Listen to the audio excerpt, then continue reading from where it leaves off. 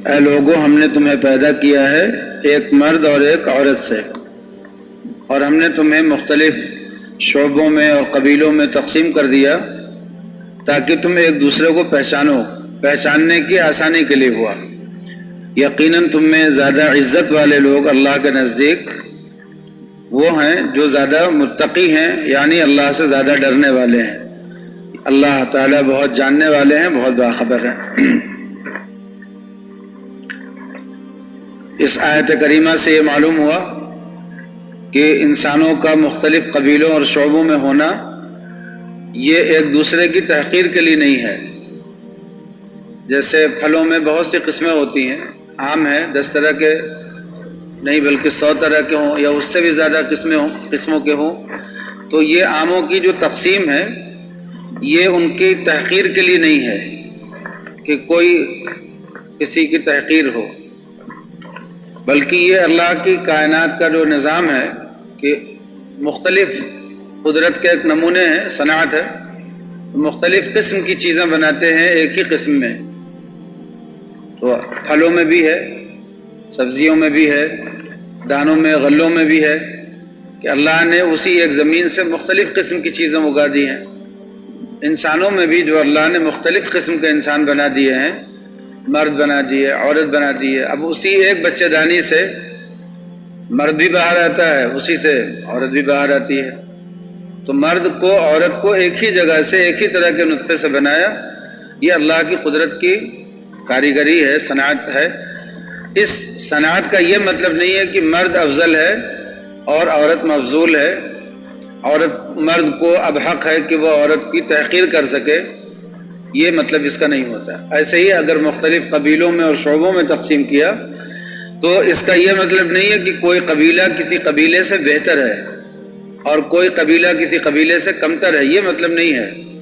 اس کا مطلب صرف یہ ہے کہ اللہ نے انسانوں ہی میں اتنی قسمیں بنا دی، کالے انسان بھی ہیں اور گورے انسان بھی ہیں،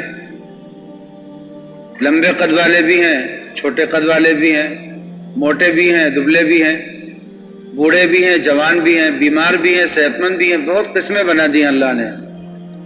تو یہ قسمیں جو بنائی ہیں پھر ہر ایک کو کام الگ الگ سونپا ہے، کسی کو کھیتی کا کام دے دیا، کسی کو تجارت کا کام دے دیا، کسی کو پیشے کا کام دے دیا، صنعت کا کام دے دیا۔ تو یہ مختلف قسم کی صنعتیں ہیں، تجارتیں ہیں اور مختلف قسم کے مشغلے ہیں۔ ان مشغلوں کی وجہ سے کسی انسان کے لیے دوسرے انسان کی تحقیر کرنا تو جائز نہیں ہوا۔ تو خلاصہ یہ ہے کہ جتنے انسان ہیں ان سب کو آپس میں ایک دوسرے کے ساتھ رشتہ قائم کرنے میں، رشتہ رکھنے میں اس بات کا خیال رکھنا چاہیے کہ سب کے سب ایک ہی مرد اور ایک عورت سے بنائے گئے۔ اب اگر کسی کے دماغ میں یہ خیال آتا ہے میری ذات اونچی، تو سوچو کہ تمہاری ذات ہے کیا؟ آدم کے بیٹے ہو، تو آدم کے بیٹے ہونے کی وجہ سے تمہاری ذات ایک ہی تو ہوئی، 10 ذاتیں کہاں سے ہو گئیں؟ یہ نیچی ذات والے، یہ اونچی ذات والے، یہ اس برادری کے لوگ، وہ اس برادری کے لوگ۔ جب سب کے ماں باپ ایک ہی ہیں تو یہ الگ الگ برادریاں کہاں بنی؟ تحقیر کیسے ہو گئی؟ ایک ہی ماں باپ کے اولاد میں کوئی اونچا کوئی نیچا کیسے ہو گیا؟ ہاں یہ ضرور ہے کہ اگر ان ماں باپ کے ایک ہی ماں باپ کی اولاد ہے لیکن ایک فرما بردار ہے ایک نافرمان ہے تو فرق تو ہوگا۔ تو اگر سب آدم اور حوا کے بیٹے ہیں، ان میں سے کوئی فرما بردار ہے کوئی نافرمان ہے تو فرق تو ہوگا۔ تو بس تمام انسانوں میں سب سے عمدہ انسان اللہ کی نظروں میں کون ہے؟ جو سب سے زیادہ اللہ سے ڈرنے والے ہیں۔ یہ خلاصہ ہے۔ جب مکہ فتح ہوا، 8 ہجری میں ہوا، مکہ فتح ہوا، نبی کریم صلی اللہ علیہ وسلم جب کعبہ میں داخل ہوئے تو آپ نے سارے بتوں کو گرا دیا۔ اس کے بعد پھر آپ باہر تشریف لائے، پھر آپ نے حضرت بلال سے کہا کہ جس وقت آپ بتوں کو گرا رہے تھے تو صحابہ اللہ اکبر کے نعرے لگا رہے تھے۔ پھر اس کے بعد آپ نے وہی ارشاد فرمایا کہ اللہ نے اپنے بندے کی مدد کی، سارے لشکروں کو اکیلے شکست دی اور اپنے دین کو غالب کر دیا۔ اس طرح کے الفاظ فرمانے کے بعد حضرت بلال کو حکم دیا کہ اب تم وہاں پر اور کوئی اونچی جگہ تھی نہیں تو آپ نے فرمایا کہ کعبہ کی چھت پہ چڑھ جاؤ۔ تو وہ کعبہ کی چھت پہ چڑھے، آپ نے فرمایا اذان دو وہاں سے۔ تو جب وہ کعبہ کی چھت پہ کھڑے ہو کر کے اذان دینے لگے، اللہ اکبر کی آواز گونجی ہے، تو مشرکین مکہ میں کچھ لوگ ایسے تھے جو ابھی اسلام نہیں لائے تھے اور وہیں تھے موجود۔ تو ان میں سے ایک آدمی کہنے لگا کہ بہت اچھا ہوا کہ ہمارے باپ مر گئے، ہمارے باپ دادا مر گئے پہلے ہی، ان کو یہ دن نہیں دیکھنا پڑا کہ یہ غلام جو ہے وہ کعبہ کی چھت پہ کھڑے ہو کر کے اذان دے رہا ہو، عبادت کر رہا ہو۔ یہ دن دیکھنے سے پہلے ہمارے باپ مر گئے، ورنہ انہیں بڑی تکلیف ہوتی۔ آپ رشتہ دیکھیے گا، وہ یہ سمجھتے تھے کہ کعبہ پر ان کا حق ہے۔ وہ بلال حبشی کو ایک غلام قوم مانتے تھے، ایک کالی قوم مانتے تھے، تو اس لیے تحقیر تھی ان کے دلوں میں۔ جیسے کوئی پجاری ہو اور وہ یہ سمجھے کہ پوجا کرنا یہ حق جو ہے صرف ہماری برادری کو ہے، یہ اونچی ذات والوں کی جگہ ہے، یہ نیچی ذات کا کوئی آدمی اگر آ جائے گا تو اپوتر ہو جائے گا، اس طرح کا کوئی سوچے۔ یہی جاہلیت جو تھی وہاں پہ بھی تھی، عرب میں بھی۔ وہ یہ سمجھتے تھے کہ یہ کعبہ ہے، اس کعبہ پر ہمارا حق ہے، یعنی ہم قریش ہیں اور ہم بڑھیا ہیں اور پورے عرب میں ہم سے بہتر کوئی قبیلہ نہیں ہے، اس لیے وہ اپنے آپ کو بنیادی طور پر یہ سمجھتے تھے کہ ہم سب سے اعلیٰ درجے کے ہیں، اور کوئی گھٹیا قوم کا آدمی، گھٹیا کون؟ جو کالا ہو، کالی نسل کا ہو، گھٹیا کون؟ جو غلام نسل کا ہو، اس کے باپ غلام ہو یا بیٹا دادا غلام ہو، تو کوئی غلام نسل کا، کوئی کالی نسل کا آدمی اس کعبہ کی چھت پر کھڑے ہو کر کے عبادت کرنے اور اذان دینے کا حقدار کیسے ہو جائے گا؟ تو ان مشرکین مکہ میں سے جو ابھی اسلام نہیں لائے تھے، انہوں نے کیا جملہ استعمال کیا؟ انہوں نے کہا کہ بہت اچھا ہوا کہ ہمارے باپ مر گئے تھے، ان کو یہ دن دیکھنا نہیں پڑا۔ یہ کس کے اوپر طعنہ تھا؟ نبی کریم صلی اللہ علیہ وسلم کے اوپر طعنہ تھا کہ ان کی نظروں میں تو سب برابر ہو گئے، ان کی نظروں میں تو سب برابر ہیں، اور ہم لوگ جو تھے وہ بڑائی اور اپنی نسل کی حفاظت کر کے چلنے والے لوگ تھے۔ یہ جو تعلی تھی ان کی، اسی کے اثر سے یہ جملہ تھا۔ ایک شخص اس میں کا کیا بولا؟ اس نے کہا کہ نبی کریم صلی اللہ علیہ وسلم کا نام نامی لے کر کے کہ ان کو اس کالے کوے سے زیادہ کوئی اور بڑا آدمی نہیں ملا تھا۔ جملہ دیکھیے گا کہ اس کالے کوے سے زیادہ کوئی اور بہتر آدمی نہیں ملا تھا اس کام کے لیے۔ تو کالا کوا کہنا، کالا کہنا، حبشی کہنا، غلام کہنا، یہ تحقیریں جو تھی۔ وہیں پہ ابو سفیان بھی تھے، ابھی اسلام میں نہیں داخل ہوئے تھے۔ انہوں نے کہا کہ ہم تو کچھ نہیں بولیں گے اس موقع پہ، اس لیے کہ ان کا معاملہ اتنا عجیب ہے۔ نبی صلی اللہ علیہ وسلم کا نام لیا کہ ان کا معاملہ اتنا عجیب ہے، فرشتوں سے ان کو خبر ہو جائے گی، ابھی فرشتوں کے ذریعے ان کو پتہ چل جائے گا کہ ہم لوگ کیا باتیں کر رہے ہیں، اس لیے ہم تو کچھ نہیں بولیں گے۔ اب یہ 2-3 طرح کی باتیں ہو گئیں، نبی کریم صلی اللہ علیہ وسلم کو یہ سب باتیں پتہ چل گئی، اللہ تعالیٰ نے وحی کے ذریعے آپ کو خبر دے دی۔ اس موقع پہ اللہ تعالیٰ نے یہ آیت بھی نازل کی۔ آپ نے لوگوں کو اکٹھا کیا، کعبہ کا طواف کیا، تو لوگوں کو اکٹھا کیا، پھر آپ نے آیت پڑھی، آپ نے فرمایا یا ایھا الناس، یہی آیت پڑھی، یا ایھا الناس انا خلقناکم من ذکر و انثی، اے انسانوں ہم نے تم سب کو پیدا کیا ہے ایک مرد اور ایک عورت سے۔ اب بتاؤ کوئی بڑی ذات والا ہوا؟ جب سارے کے سارے ایک ہی انسان سے پیدا ہوئے ہیں تو اب بڑی ذات چھوٹی ذات رہ گئی کوئی؟ اس لیے مسلمانوں کو بہت ہی اس معاملے میں ہوشیار ہو کر کے رہنا چاہیے۔ نبی کریم صلی اللہ علیہ وسلم کی تعلیم یہ ہے کہ سارے انسان برابر ہیں۔ فرق کیسے ہوتا ہے؟ فرق ہوتا ہے درجات کا، علم سے، عمل سے، نیکیوں سے، گناہوں سے۔ کسی نے گناہ زیادہ کر لیے تو اس کا درجہ گھٹ گیا، کسی نے نیکی زیادہ کر لی تو اس کا درجہ بڑھ گیا، کسی نے علم زیادہ حاصل کیا تو اس کا درجہ بڑھ گیا، کسی نے علم نہیں حاصل کیا، جہالت رکھی تو اس کا درجہ، یعنی درجات جو بنتے ہیں انسانوں میں اچھے اور برے ہونے کے، وہ ذات برادری سے نہیں بنتے ہیں۔ اسی لیے آپ صلی اللہ علیہ وسلم نے خطبے میں یہ آیت پڑھی، اے انسانوں ہم نے تم کو پیدا کیا ہے ایک مرد اور ایک عورت سے، اور تم کو مختلف قبیلوں میں جو بانٹ دیا، کہ جیسے یہ قریش کا قبیلہ ہے، یہ حذیل کا قبیلہ ہے، یہ بنو بکر ہے، یہ فلاں ہے، یہ فلاں ہے، بنو کلب ہے، تو بہت سے قبیلوں میں بانٹ دیا تم کو۔ یہ اس لیے نہیں ہوا کہ تم لوگ ایک دوسرے کی تحقیر کرو گے اور یہ کہو گے کہ ہمارا قبیلہ تمہارے قبیلے سے بڑھیا، یہ نہیں کہو گے، بلکہ یہ اس لیے ہوا تاکہ پہچاننے میں آسانی ہو۔ اب جیسے سراج نام کے 10 لوگ ہیں، لیکن ایک سراج اس محلے کے ہیں، ایک سراج دوسرے محلے کے ہیں، ایک سراج تیسرے محلے کے ہیں، تو اب نام لینے میں یہ آسانی ہو جاتی ہے کہ سراج فلاں محلے والے، تو یہ محلے کی جو تقسیم ہے یہ پہچان کی آسانی کے لیے ہے، ایک دوسرے کی تحقیر کے لیے نہیں ہے۔ ایسے ہی قبیلوں کی جو تقسیم ہے، یہ اس قبیلے کے، وہ اس قبیلے کے، یہ اس ملک کے، وہ اس ملک کے، یہ کالے یہ گورے، یہ تحقیر کے لیے نہیں ہے۔ حضرت بلال حبشی رضی اللہ تعالیٰ عنہ، انہوں نے اذان دی، نبی کریم صلی اللہ علیہ وسلم چاہتے تو یہ اذان ان کے علاوہ کسی اور سے دلوا سکتے تھے، آپ دلوا سکتے تھے یہ اذان، لیکن آپ نے حضرت بلال حبشی کو آگے بڑھایا اور انہوں نے اذان دی، اور اس اذان کی وجہ سے قریش کو تکلیف ہوئی کہ میری جو حیثیت تھی کہ قریش ہی کعبہ کی تولیت کے حقدار ہیں اور باقی قبیلے سب گھٹیا ہیں، تحقیر والے ہیں، چھوٹے ہیں، وہ نہیں کر سکتے۔ آپ صلی اللہ علیہ وسلم نے فرمایا کہ جو بھی آدمی تقوی والا ہو، اللہ کو خوش کرنے والا ہو، اللہ کی اطاعت کرنے والا ہو، وہ آدمی بڑھیا ہے، چاہے وہ کالا ہو یا گورا ہو۔ یہی بتانے کے لیے حضرت بلال حبشی کو آپ نے آگے بڑھا دیا۔ وہ کھڑے ہو کر کے انہوں نے اذان دی، اور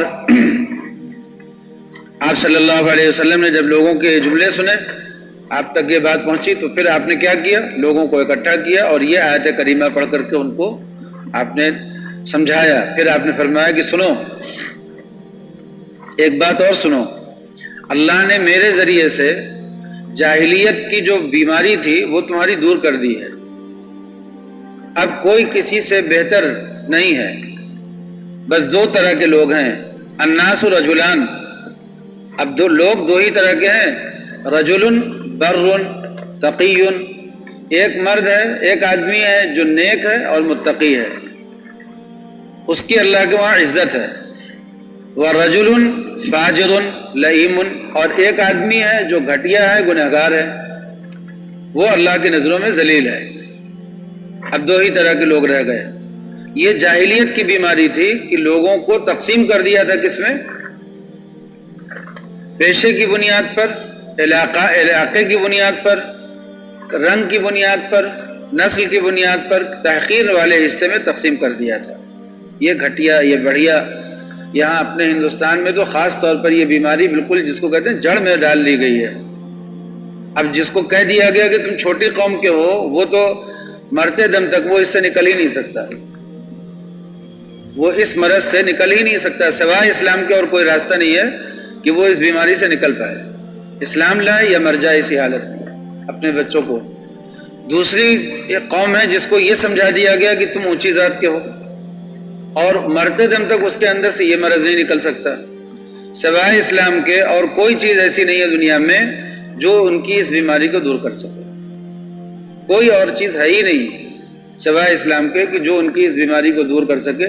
اس لیے کہ دیکھو، جب تک دنیا ہی اصل ہے، دنیا ہی اصل ہے، تو دنیا میں کوئی اونچی ذات جس کو سمجھا دیا گیا ہو کہ تم اونچی ذات کے ہو، وہ اپنے آپ کو اس سے نیچے گرانے کے لیے کیوں تیار ہوگا، اس سے نیچے ماننے کے لیے۔ اور کوئی آدمی جس کو یہ سمجھا دیا گیا ہو کہ تم نیچی ذات کے ہو، وہ اپنے آپ کو کیسے لے جا کر کے اس اونچی ذات والے کے برابر کرے گا؟ کیسے؟ کون سا طریقہ ہے؟ اس سے پہلے ہندوستان میں کروڑوں لوگوں نے ایک راستہ چنا تھا، انہوں نے اسلام قبول کر لیا تھا، کروڑوں لوگوں نے، یہ سب لوگ باہر سے تھوڑی آئے ہیں، یہیں کے لوگوں نے چنا ہے، اور اس میں چھوٹی ذات کے لوگوں نے نہیں چنا کہ چھوٹی ذات کے لوگوں نے چن لیا، اس میں جو غیر مسلم ہیں انہوں نے چنا. غیر مسلم اور چھوٹی ذات بڑی ذات دونوں میں فرق سمجھیے. ہمارے بہت سے مسلمان لیڈروں کے اندر جس کو کہتے ہیں کہ بصیرت نہ ہونے کی وجہ سے وہ چھوٹی ذات کی حمایت میں لگے ہوئے ہیں. کہتے ہیں کہ ہمیں چھوٹی ذات والوں کا ساتھ دے دینا چاہیے. اسلام میں چھوٹی ذات ہے نہیں ہے؟ تو پھر یہ چھوٹی ذات بڑی ذات کیا ہے؟ یہ کہاں سے لے کر کے نکالا انہوں نے کہ چھوٹی ذات والوں کا ساتھ دینا چاہیے؟ ایک نئی حکمت عملی وجود میں آئی ہے کہ چھوٹی ذات والے بے سہارا ہیں، اپنے آپ کو مظلوم کر رہے ہیں. بھائی جو غیر مسلم ہیں وہ سب ایک ہیں مسلمان کی نظروں میں. یا تو وہ مسلمان ہیں یا غیر مسلم ہیں. غیر مسلم میں جو بھی تفریق آپس میں ہے یہ ان کا اپنا نظام ہے.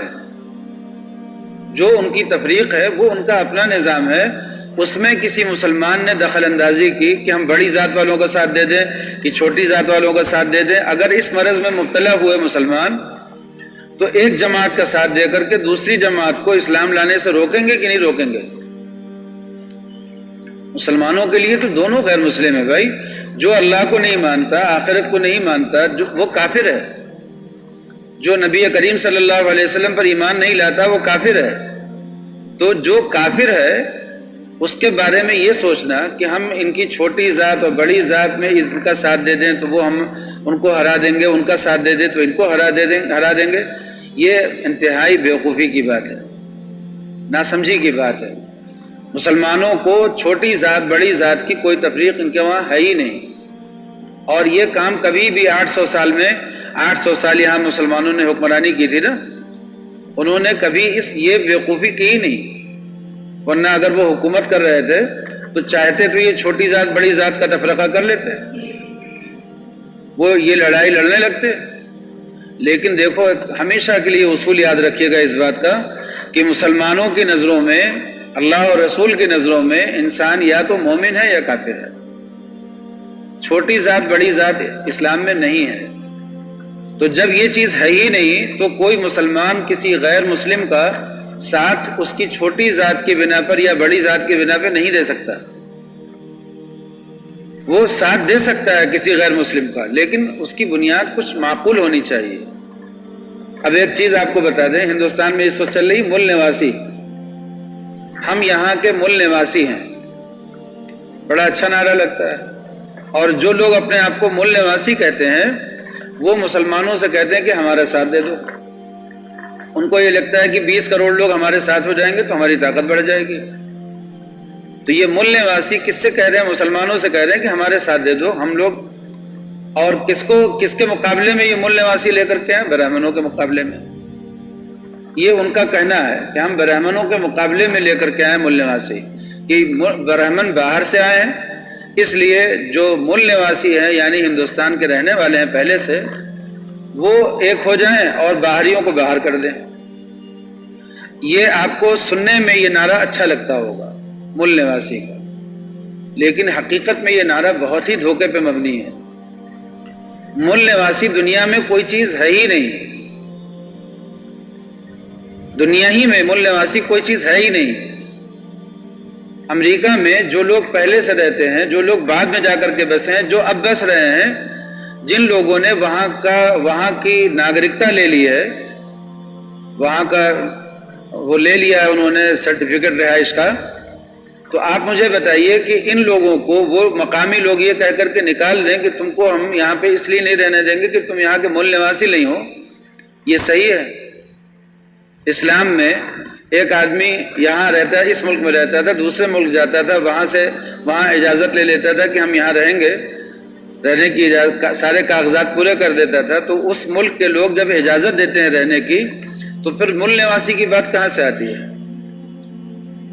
اگر اس ملک میں ہزاروں سال پہلے باہر کی کوئی قوم آئی اور آ کر کے یہاں بس گئی اور رہ گئی اور رہتے رہتے وہ گھل مل گئی، اس کے بعد اب کوئی آدمی یہ کھڑا ہو کر کے یہ کہے کہ ہم اس کو باہر نکالیں گے، تو یہ کوئی معقول بات ہے؟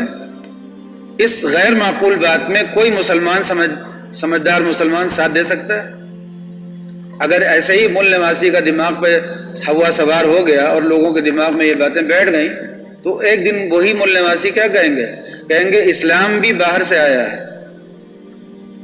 کہیں گے اسلام بھی باہر سے آیا، تو نکال دو اسلام کو، مل نواسیوں کا تو مذہب ہے نہیں اسلام، تو اسلام کو بھی باہر نکالو۔ تو جو اسلام کے ماننے والے دوسرے ملکوں سے آئے ہیں، عرب ممالک سے آئے، ایران سے آئے، یہاں سے آئے، ان کو بھی نکال کو باہر کرو۔ تو اس کا مطلب یہ ہوا کہ اسلام کو بھی نکالو اور اسلام کے ان ماننے والوں کو جو باہر سے آئے ہیں سب کا ڈی این اے چیک کرو، اور اس کے بعد جو لوگ ہندوستان کی جب سے تاریخ معلوم ہے اس وقت سے یہاں کے پیدائشی ہوں انہی کو بس رکھو یہاں پر۔ اب آپ سنیے اس کے بعد پھر اور کیا ہوگا، اس کے بعد اور کیا ہوگا، صرف اسلامی تھوڑی نکلے گا، انگریزوں نے جو تہذیب دی ہے، جو طریقہ دیا ہے وہ بھی نکالو، جو انہوں نے ٹیکنالوجی دی ہے وہ بھی نکالو۔ جب آپ مل نواسی کا مطلب یہ نکالتے ہو کہ باہر کے لوگوں کو نکال دو، تو جو غیر ملکی انسان اس ملک میں رہتے ہوں انہیں باہر نکالو نا۔ جس آدمی کو اس ملک میں رہائش مل گئی، منظوری مل گئی، کاغذ مل گیا اس ملک میں رہنے کا، جو بنیادی طور پر یہاں پر رہنے کا حقدار ہو گیا، اس کے خلاف یہ نعرہ لگانا کہ تم ہمیشہ سے یہاں پہ نہیں تھے، 1000 سال پہلے آئے ہو، 10,000 سال پہلے آئے ہو، 5,000 سال پہلے آئے ہو، اس لیے ہم تمہارے خلاف تحریک چلائیں گے، اس تحریک میں کسی مسلمان کا ساتھ دینا کیسا ہے؟ غلط ہے کہ نہیں ہے؟ ایسے ہی ہے بھائی، ہندوستان میں کوئی آدمی ناگرکتا لے لے، باہر کا آدمی، ہم کہیں نہیں باہر نکالیں گے اس کو، یہ یہاں کا مل نواسی نہیں ہے، یہ تو غلط بات ہے۔ دنیا میں کوئی ملک ایسا نہیں کر سکتا ہے، تو یہاں پہ یہ بیوقوفی کیسے ہو سکتی ہے؟ اس لیے کسی قوم کے خلاف، برہمنوں کے خلاف، کسی اونچی ذات کے خلاف، کسی نیچی ذات کے خلاف، کسی چھوٹی ذات کے خلاف کوئی بھی آپس میں ان لوگوں کا نظام چلتا ہو تو مسلمانوں کو اس میں کسی ایک کا ساتھ دینا، دوسرے کی مخالفت کرنا یہ مناسب نہیں ہے۔ مسلمانوں کی مخالفت صرف کفر سے ہے، صرف فسق و فجور سے ہے، صرف گناہوں سے ہے، صرف گندی باتوں سے ہے۔ مسلمانوں کی مخالفت کبھی بھی کسی ذات سے نہیں ہے، کسی شخص سے نہیں ہے۔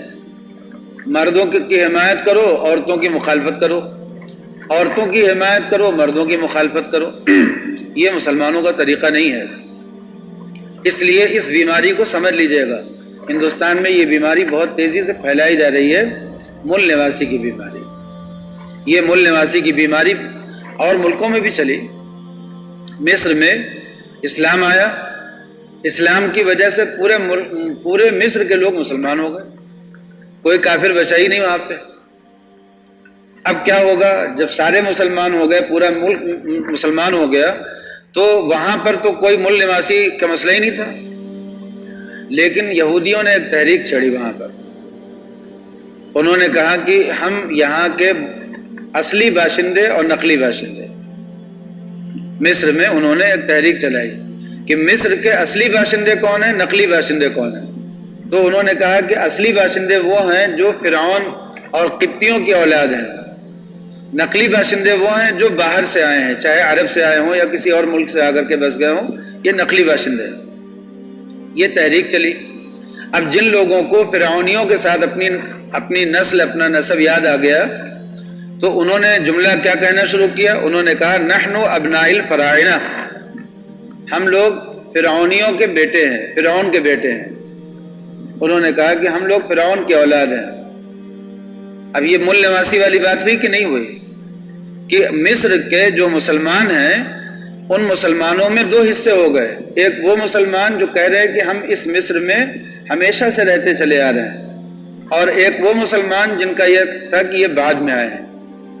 تو یہ تحریک اتنی زوروں پر چلی کہ باقاعدہ مسلمانوں میں ایک گروہ پیدا ہو گیا جو یہ کہتا تھا کہ ہم فرعونیوں کے اولاد ہیں، اس لیے ہم ملک مصر کے اصلی باشندے ہیں اور اس پر حکومت کرنے کے مستحق ہم ہیں۔ آپ مجھے بتائیے کہ اگر مل نواسی کھڑے ہو کر کے مطلب یہ تحریک چلائیں کہ ہم لوگ اصلی باشندے ہیں اور جو باہر کے آئے ہیں ان کو ہٹائیں گے، تو اس کا مطلب یہ ہوا کہ یہ لوگ جب کبھی بھی حکومت پائیں گے، اگر اس قابل ہو جائے کہ حکومت پا جائے، تو کیا نتیجہ ہوگا اس کا؟ اس کا نتیجہ یہ ہوگا کہ حکومت یہی کریں گے نا، پھر اس کے بعد یہ کیا کہیں گے کہ اسلام بھی مل نواسی نہیں ہے، اس لیے اسلام کو بھی باہر کرو اس ملک سے۔ ترکی میں یہ فتنہ بہت تیز اٹھا تھا، آپ نے نام سنا ہوگا ترکی میں کمال اتا ترک کا۔ کیا اس نے کیا تھا؟ یہی تو کہا تھا کہ ترک ایک اصلی ترکی ہے جس میں عربی کی حکومت نہیں ہے، عربوں کی کوئی حکومت نہیں ہے، اور ایک وہ ترک ہے جو غلام ہے عربوں کا۔ اذان ہو رہی ہے تو عربی میں ہو رہی ہے، قرآن پڑھا جا رہا ہے تو عربی میں پڑھا جا رہا ہے، تعلیم دی جا رہی ہے تو عربی میں دی جا رہی ہے، مذہب لاگو کیا گیا تو عربی والوں کا لاگو کیا گیا۔ تو عرب کی غلامی سے ہمیں نکلنا ہے، یہ انہوں نے کہا ترک کے مسلمانوں نے، حالانکہ پورا ترکی مسلمان تھا۔ انہوں نے کہا کہ اسلام سے نہیں نکلیں گے، اس لیے کہ اسلام کا متبادل ان کو کوئی نہیں ملا، لیکن انہوں نے کہا کہ ہم ترک کے اوپر عرب کیوں حکومت کریں، عربی زبان کیوں مسلط ہو۔ انہوں نے کہا نماز پڑھی جائے گی تو ترکی میں، اذان دی جائے گی تو ترکی میں، قرآن پڑھا جائے گا تو ترکی میں، جو کچھ ہوگا ترکی میں ہوگا۔ اب آپ سمجھ رہے ہیں نا یہ بیماری کہاں کیسے پیدا ہوتی ہے اور کیا اس کے اثرات ہیں۔ نتیجہ کیا ہوا کہ پورا ترکی جو ہے کفر و الحاد میں مبتلا ہو گیا، نقاب نوچ نوچ کر کے پھینکے گئے، اذانوں پہ پابندی لگائی گئی، نمازوں پہ پابندی لگائی گئی، کیا کیا حالات ملک میں آ گئے۔ پھر اللہ تعالیٰ نے ایک اسلام پسند جماعت کو حکمراں بنایا، تو اب دھیرے دھیرے ساری چیزیں زندہ ہوئی اس ترکی میں۔ تو جب کبھی بھی کوئی نعرہ لگے تو ایسے ہی ساتھ نہیں دے دینا چاہیے ہمیں کہ بس چلو ساتھ دے دو۔ آپ ہمیشہ یاد رکھیے گا کہ انسانوں میں تفریق کرنے کا جو ایک مادہ ہوتا ہے کہ ہم اپنے کو کیسے بہتر دکھائیں کہ ہم بڑھیا، اس کے لیے انسان بہت سے راستے سوچتے ہیں۔ ان میں سے ایک راستہ نکالا گیا ہے برہمنوں پر اور برہمنی تہذیب پر اپنی فوقیت دکھانے کے لیے کہ تم باہر کے ہو، ہم اندر کے۔ کتنے ہزار سال رہنے کے بعد آدمی اندر کا بنے گا بتائیے؟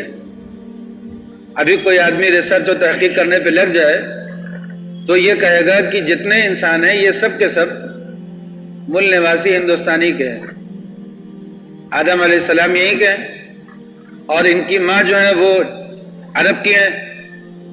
تو اگر کوئی آدمی تحقیق کرنے پر آ جائے تو سارے یورپ کے انسان جتنے ہیں وہ سب کے سب ہندوستان اور عرب کے پیداوار ہیں۔ اب کیا کہیں گے پھر اس کے بعد؟ کوئی کالا یہ کہے کہ ہم کسی اور کی پیداوار ہیں، کوئی گورا یہ کہے ہم کسی اور کی پیداوار ہیں۔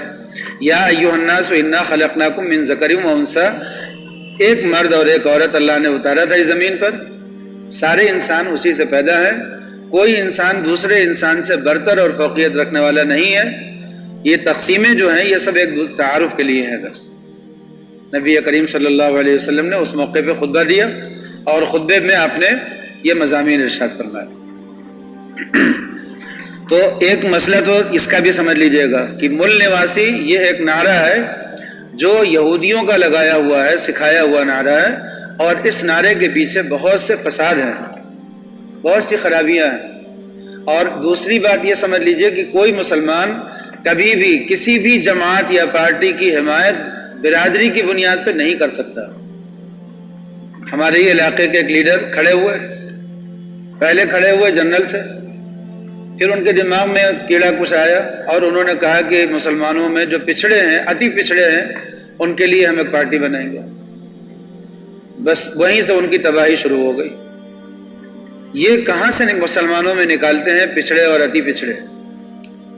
آپ کو بتائیں، جب ہندوستان آزاد ہوا تو ہندوستان آزاد ہونے کے وقت میں جو دستور بنا، اس دستور میں مسلمانوں کے لیے پچھڑا اور اتی پچھڑا جو بنایا گیا ہے، یہ ایک ایسی تفریق بنائی گئی ہے، اس تفریق کے بعد مسلمان کبھی بھی ایک پلیٹ فارم پر نہیں آ سکتے۔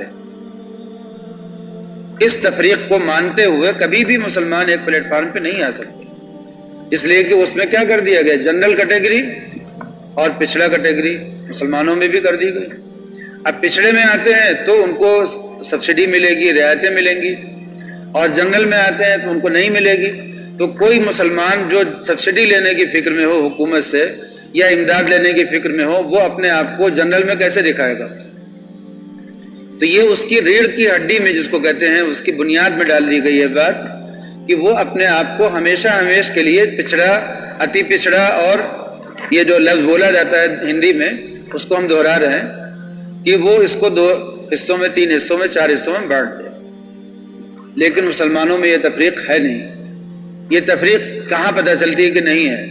مسجدوں میں آپ نے کبھی دیکھا امامت کے وقت میں کسی کی ذات اور نسب پوچھی گئی؟ کسی مجلس کا امیر بناتے وقت کبھی بھی کسی کی ذات اور نسب دیکھا گیا؟ تبلیغی جماعت اتنے بڑے پیمانے پر کام کرتی ہے، کبھی کسی کام کرنے والے سے پوچھا گیا کہ کس نسب کے ہو، کس ذات کے ہو؟ ایک ہی صف میں کھڑے ہو گئے محمود و ایاز، نہ کوئی بندہ رہا نہ کوئی بندہ نواز۔ تو مسلمانوں میں تو یہ ہے کہ سب کے سب ایک صف میں ہیں، عربی ہوں عجمی ہوں، اور کالے ہوں گورے ہوں، اور کسی بھی قوم کے ہوں، کسی بھی نسل کے ہوں، یورپی ہوں، مشرقی ہوں، مغربی ہوں، کسی بھی قوم اور کسی بھی نسل کے مسلمان کو کسی دوسرے مسلمان پر یہ تفوق نہیں ہے کہ وہ اس نسل کا ہے اس لیے بخشایا، اس لیے بڑھیا ہے۔ تو جب یہ نسل اور برادری اور یہ برادری کی یہ تقسیم اسلام میں ہے نہیں، تو پھر یہ تحقیر کی کہاں سے آئی؟ اب یہ لوگ کہتے ہیں نا کہ بھائی دیکھو یہ مسلمان ہیں، ان کا پیشہ ہے نائی کا، یہ نائی کا پیشہ کرتے ہیں، یہ مسلمان ہے، یہ مہتر ہیں، مہتر کا پیشہ کرتے ہیں، یہ مسلمان ہے، یہ کپڑے بنتے ہیں، یہ مسلمان ہے، یہ فلاں پیشہ کرتے ہیں۔ تو اگر کوئی مسلمان کسی پیشے سے جڑا ہوا ہے تو جب تک وہ اس پیشے سے ہے وہ اس پیشے کی طرف منسوب کیا جائے گا۔ جب اس نے وہ پیشہ چھوڑ دیا بات ختم ہو گئی، لیکن ہمیشہ وہ تیلی رہے گا، ہمیشہ وہ جلاہ رہے گا، ہمیشہ وہ بڑھائی رہے گا، یہ اسلام میں تو ہے نہیں۔ جب تک وہ بڑھائی ہے تو بڑھائی ہے، جب اس نے بڑھائی کا کام چھوڑا بڑھائی ختم۔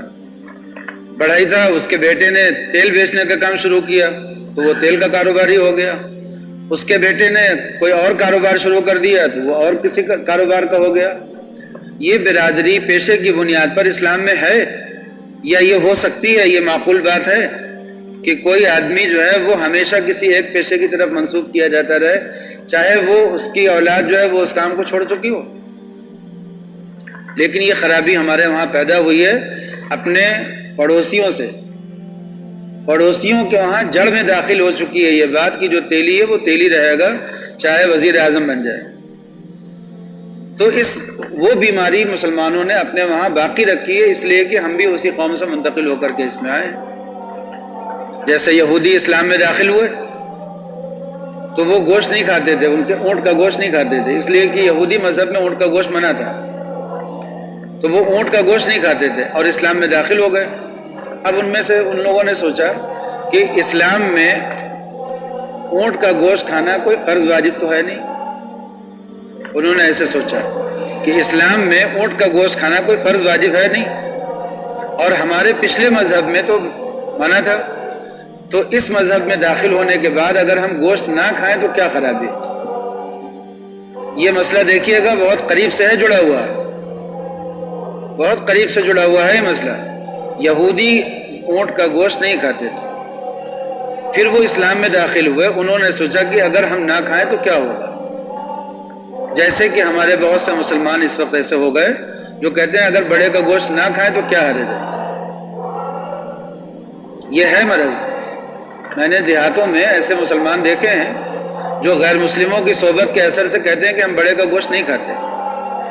اگر ڈاکٹر نے منع کیا ہو علاج کے طور پر تو کچھ الگ بات ہے، لیکن اگر کھا سکتے ہوں اور وہ اس وجہ سے نہ کھائیں کہ اس میں جیو ہتیا ہے تو یہ غلط ہے۔ ابھی آپ کو ہم بتائیں، جب یہودیوں میں جو اسلام میں داخل ہوئے اور انہوں نے اونٹ کا گوشت کھانے سے منع کر دیا کہ ہم نہیں کھائیں گے اس لیے کہ اسلام میں کوئی فرض واجب تو ہے نہیں، تو اس پر آیت نازل ہوئی اے ایمان والو داخل ہو جاؤ اسلام میں پورے یا ایھا الذین آمنوا ادخلوا فی السلم کافہ ولا تتبعوا خطوات الشیطان، اور شیطان کے نقش قدم پر مت چلو۔ یہ شیطان ہے جو تمہیں پچھلے مذہب سے جوڑے رکھنے کے لیے یہ سب راستے سکھا رہا ہے۔ تو جب کوئی آدمی کسی مذہب کو چھوڑ کر کے اسلام میں آ گیا، حق مذہب اس نے قبول کر لیا، تو اسے اس مذہب کی ہر بات کو قبول کرنا ہوگا۔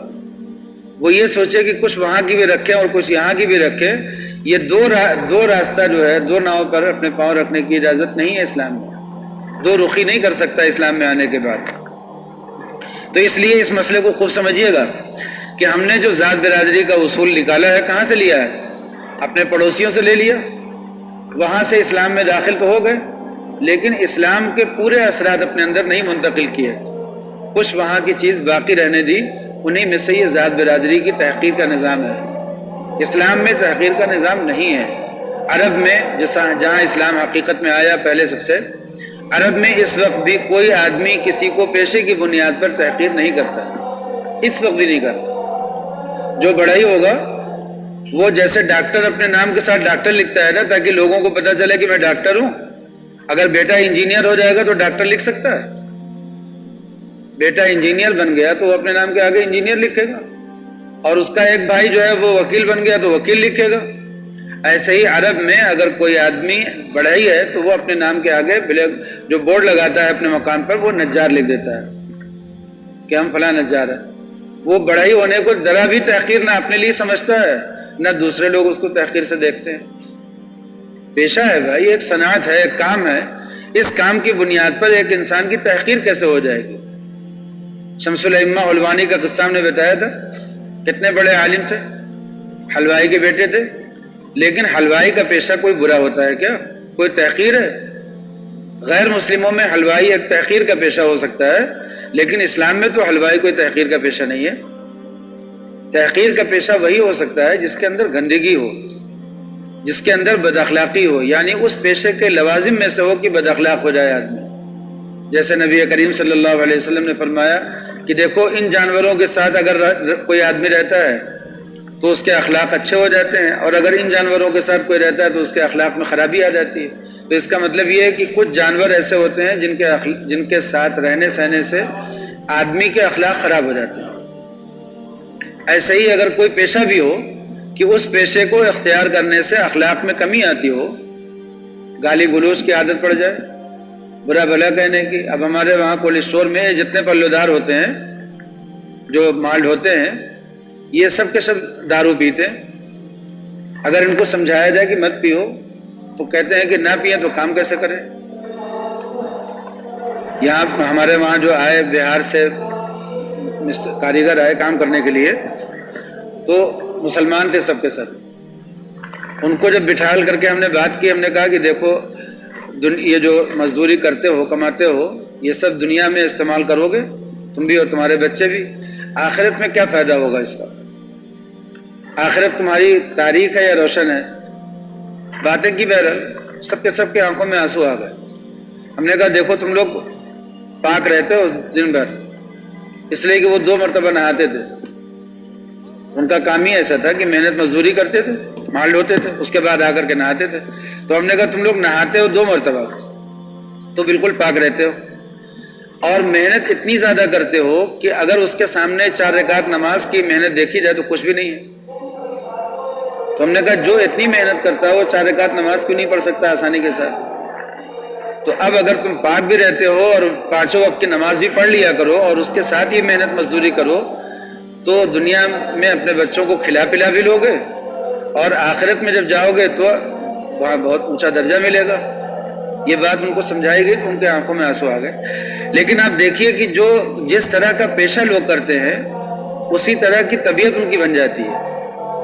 تو اگر کوئی آدمی مہتر کا پیشہ کرتا ہو اور ہر وقت اس کا گندگی کے ساتھ ہو، کوئی آدمی اسی طرح کا کاروبار کرتا ہو، چمڑے کا کاروبار کرتا ہو، چمڑے کو دھلاتا ہو، سکھاتا ہو، اس کا اسی طرح کا پیشہ ہو، تو ظاہر سی بات ہے کہ جس وقت وہ چمڑے کا کاروبار کر رہا ہے اس وقت اس کے گھر میں بدبو بھی رہے گی۔ قصہ مشہور ہے کہ ایک عطر فروش کی بیٹی کا رشتہ ہو گیا ایک چمڑے کے کاروبار والے کے وہاں۔ جب وہ لڑکی گئی وہاں تو دیکھا کہ ہر وقت مکان میں بدبو آتی تھی، گھبرا گئی۔ اس نے کبھی ایسا ماحول دیکھا نہیں تھا اپنے گھر میں، گھبرا گئی۔ اس نے کہا کہ بس وہ ہر وقت ناک پہ انگلی رکھے رہتی تھی کہ اتنا گندا مکان، مطلب اتنی بدبو، صفائی ستھرائی سب ہونے کے باوجود مکان میں بدبو بہت رہا کرتی تھی۔ اس لیے کہ جہاں پر چمڑا سکھایا جاتا ہو، چمڑا جو ہے دباغت دی جاتی ہو، وہاں کیا ہوگا؟ کچھ دنوں کے بعد ساس بہو میں کوئی تکرار ہو رہی تھی، تو اس لڑکی نے کہا کہ ارے تم دیکھو کہ تمہارا گھر اتنا بدبو کیا کرتا تھا، ہمارے آنے سے ساری بدبو ختم ہو گئی اس گھر کی۔ تو ساس نے کہا کہ بدبو نہیں ختم ہوئی ہے، تو اس ماحول کی عادی ہو گئی ہے۔ اس نے کہا کہ اس مکان کی بدبو تھوڑی ختم ہو گئی ہے، چمڑے کا کاروبار اب بھی ہو رہا، لیکن پہلے تو اس مکان میں رہتی تھی اور اب اس مکان میں رہنے لگی تو عادی ہو گئی، جس سے ہم لوگ عادی ہو گئے۔ جیسے ہم لوگ اپنی مثال بھی دے سکتے ہیں کہ ہم تمام مسلمانوں کو بہت سے امراض کے ساتھ رہ رہے ہیں اور اپنے آپ کو مسلمان بھی کہتے ہیں، بہت سے لوگ اپنے آپ کو نیک بھی سمجھتے ہیں۔ حضرت سفیان ثوری رحمۃ اللہ علیہ نے دور اول میں یہ بات فرمائی تھی۔ انہوں نے فرمایا تھا کہ صحابہ کو کیا پوچھتے ہو، اگر وہ تمہارا حال دیکھ لیتے تو وہ تمہیں کافر کہتے کہ یہ مسلمان ہے ہی نہیں، اور اگر تم ان کو دیکھ لیتے تو تم ان کو پاگل کہتے۔ وہ جس طرح سے آخرت کے لیے دیوانے تھے تو تم ان کو دیکھتے تو پاگل ہی کہتے ہر بات میں وہی بات، جنت کی بات، آخرت کی بات، اور وہ تمہیں جس طرح سے دیکھتے اگر موجودہ حالت میں کہ غفلت کی زندگی گزر رہی ہے تو کہتے کہ ان کا اسلام سے کیا تعلق ہے۔ تو حضرت سفیان ثوری نے دور اول کے مسلمانوں کو مخاطب کر کے فرمایا تھا کہ اگر صحابہ تمہیں دیکھتے تو کافر کہتے اور تم انہیں دیکھتے تو پاگل کہتے، تو آپ تصور کر سکتے ہیں کہ اگر موجودہ معاشرے میں صحابہ ہمیں دیکھیں تو ہم لوگ کہاں پر ہیں۔ اس معاشرے سے اس معاشرے کی نسبت بہت دور ہو چکی۔ اسی لیے نبی کریم صلی اللہ علیہ وسلم نے فرمایا کہ خیر القرون قرنی، سب سے عمدہ زمانہ تو میرا زمانہ ہے، اس لیے کہ آپ نے فرمایا کہ جاہلیت کی جتنی بیماریاں ہیں سب نکل چکی ہیں تمہارے اندر سے۔ پھر آپ نے فرمایا کہ جتنا تم مجھ سے دور ہوتے جاؤ گے وہ زمانہ جو ہے خراب ہوتا چلا جائے گا۔ زمانہ نہیں خراب ہوتا، کیا خراب ہوتا ہے؟ اس زمانے میں جو رہنے والے لوگ ہیں وہ خراب ہوتے رہتے ہیں۔ خرابی کیا ہوتی ہے؟ حق پرستی سے دور ہونا، باطل پرستی کے قریب ہونا۔ حق پرستی کیا ہوتی ہے؟ توحید اور آخرت اور رسالت، یہ حق پرستی ہے۔ باطل پرستی کیا ہے؟ ان سب سے غافل ہو کر کے اپنی زندگی گزارنا، توحید سے غافل ہو جائے، آخرت سے غافل ہو جائے، رسالت سے غافل ہو جائے، سنت کا طریقہ چھوڑ دے اور زندگی کو اس لیے گزارے کہ ہمیں زندہ ہی رہنا ہے، کبھی مرنا نہیں ہے، اسی کو کہتے ہیں باطل پرستی۔ تو جو زمانہ نبی کریم صلی اللہ علیہ وسلم کے دور سے قریب ہے، اس زمانے میں زیادہ تر مسلمان آخرت کے بندے تھے، اور اس دور میں زیادہ تر مسلمان دنیا کے بندے ہیں، آخرت کے بندے بہت کم ہیں۔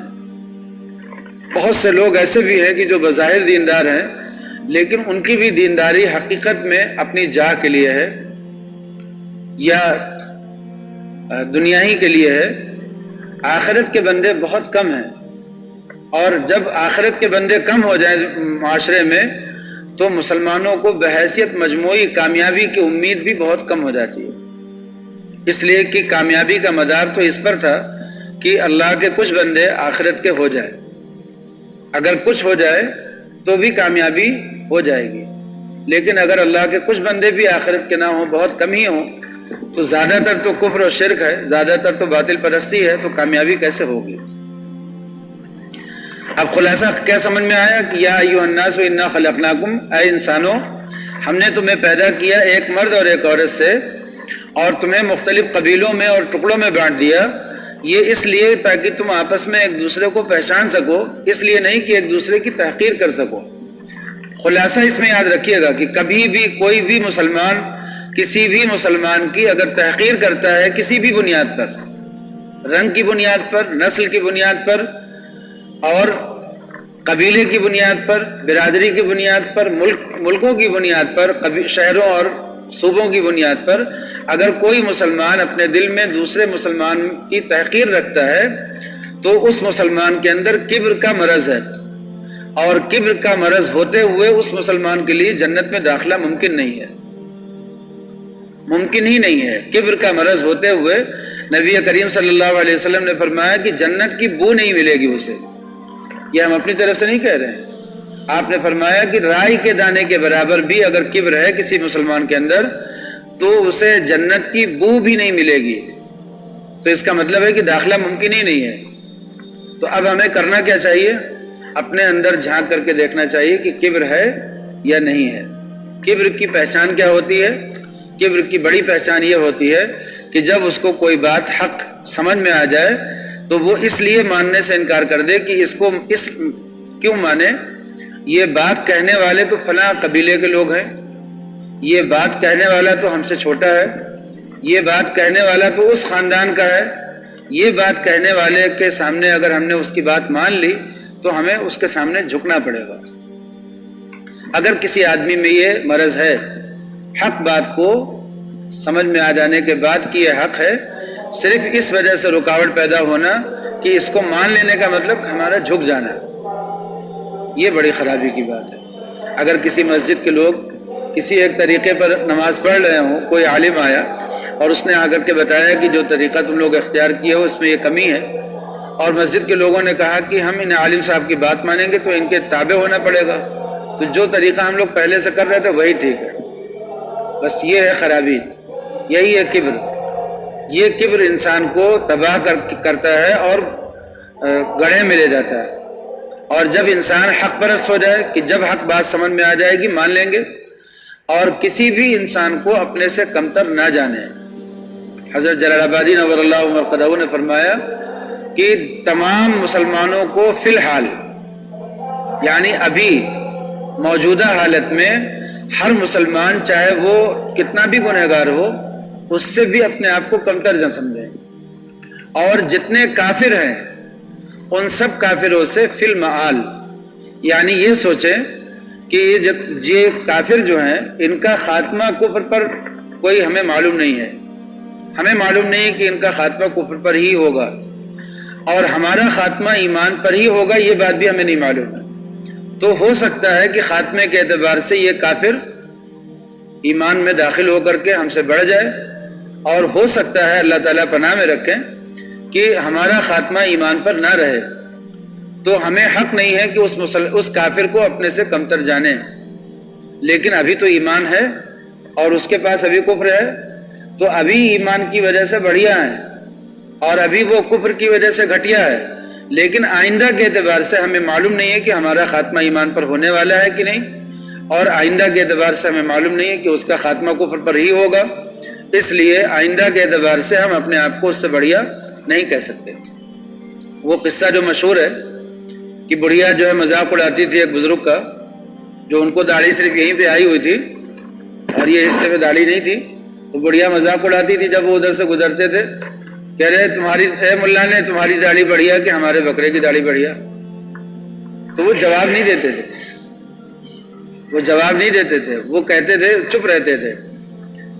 انتظار کیا انہوں نے اپنے مرنے تک کا، جب مرنے کا وقت آ گیا تو انہوں نے اللہ سے دعا کی کہ ہمیں زندگی دیجیے تھوڑی ایک لمحے کے لیے تاکہ ہم اس کا جواب دے سکیں۔ بزرگ تھے، اللہ والے تھے، اللہ نے ان کی بات سن لی۔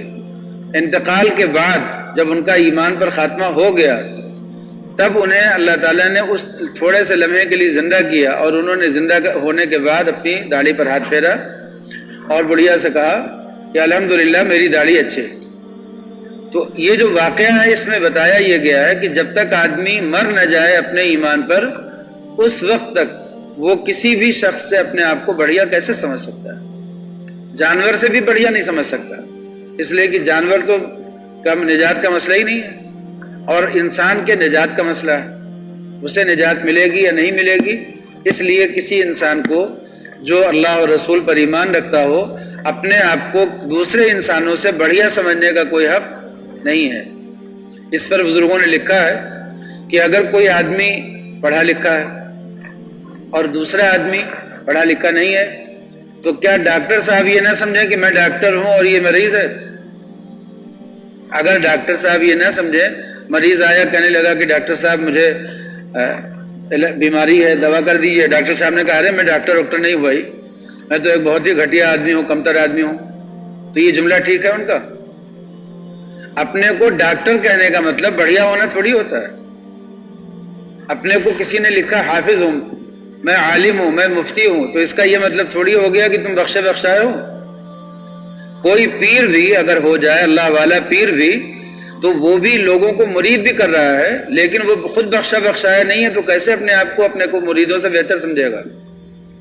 حضرت حاجی امداد اللہ صاحب نور اللہ مرقدہ فرماتے تھے کہ جب میرے پاس لوگ آتے ہیں اور مجھ سے کہتے ہیں کہ حاجی صاحب میں آپ کے ہاتھ پر بیعت ہونا چاہتا ہوں، تو میرے دل کی کیفیت کیا ہوتی ہے اس وقت؟ اب دیکھیے گا، یہ چیزیں سیکھنے کی ہوتی ہیں۔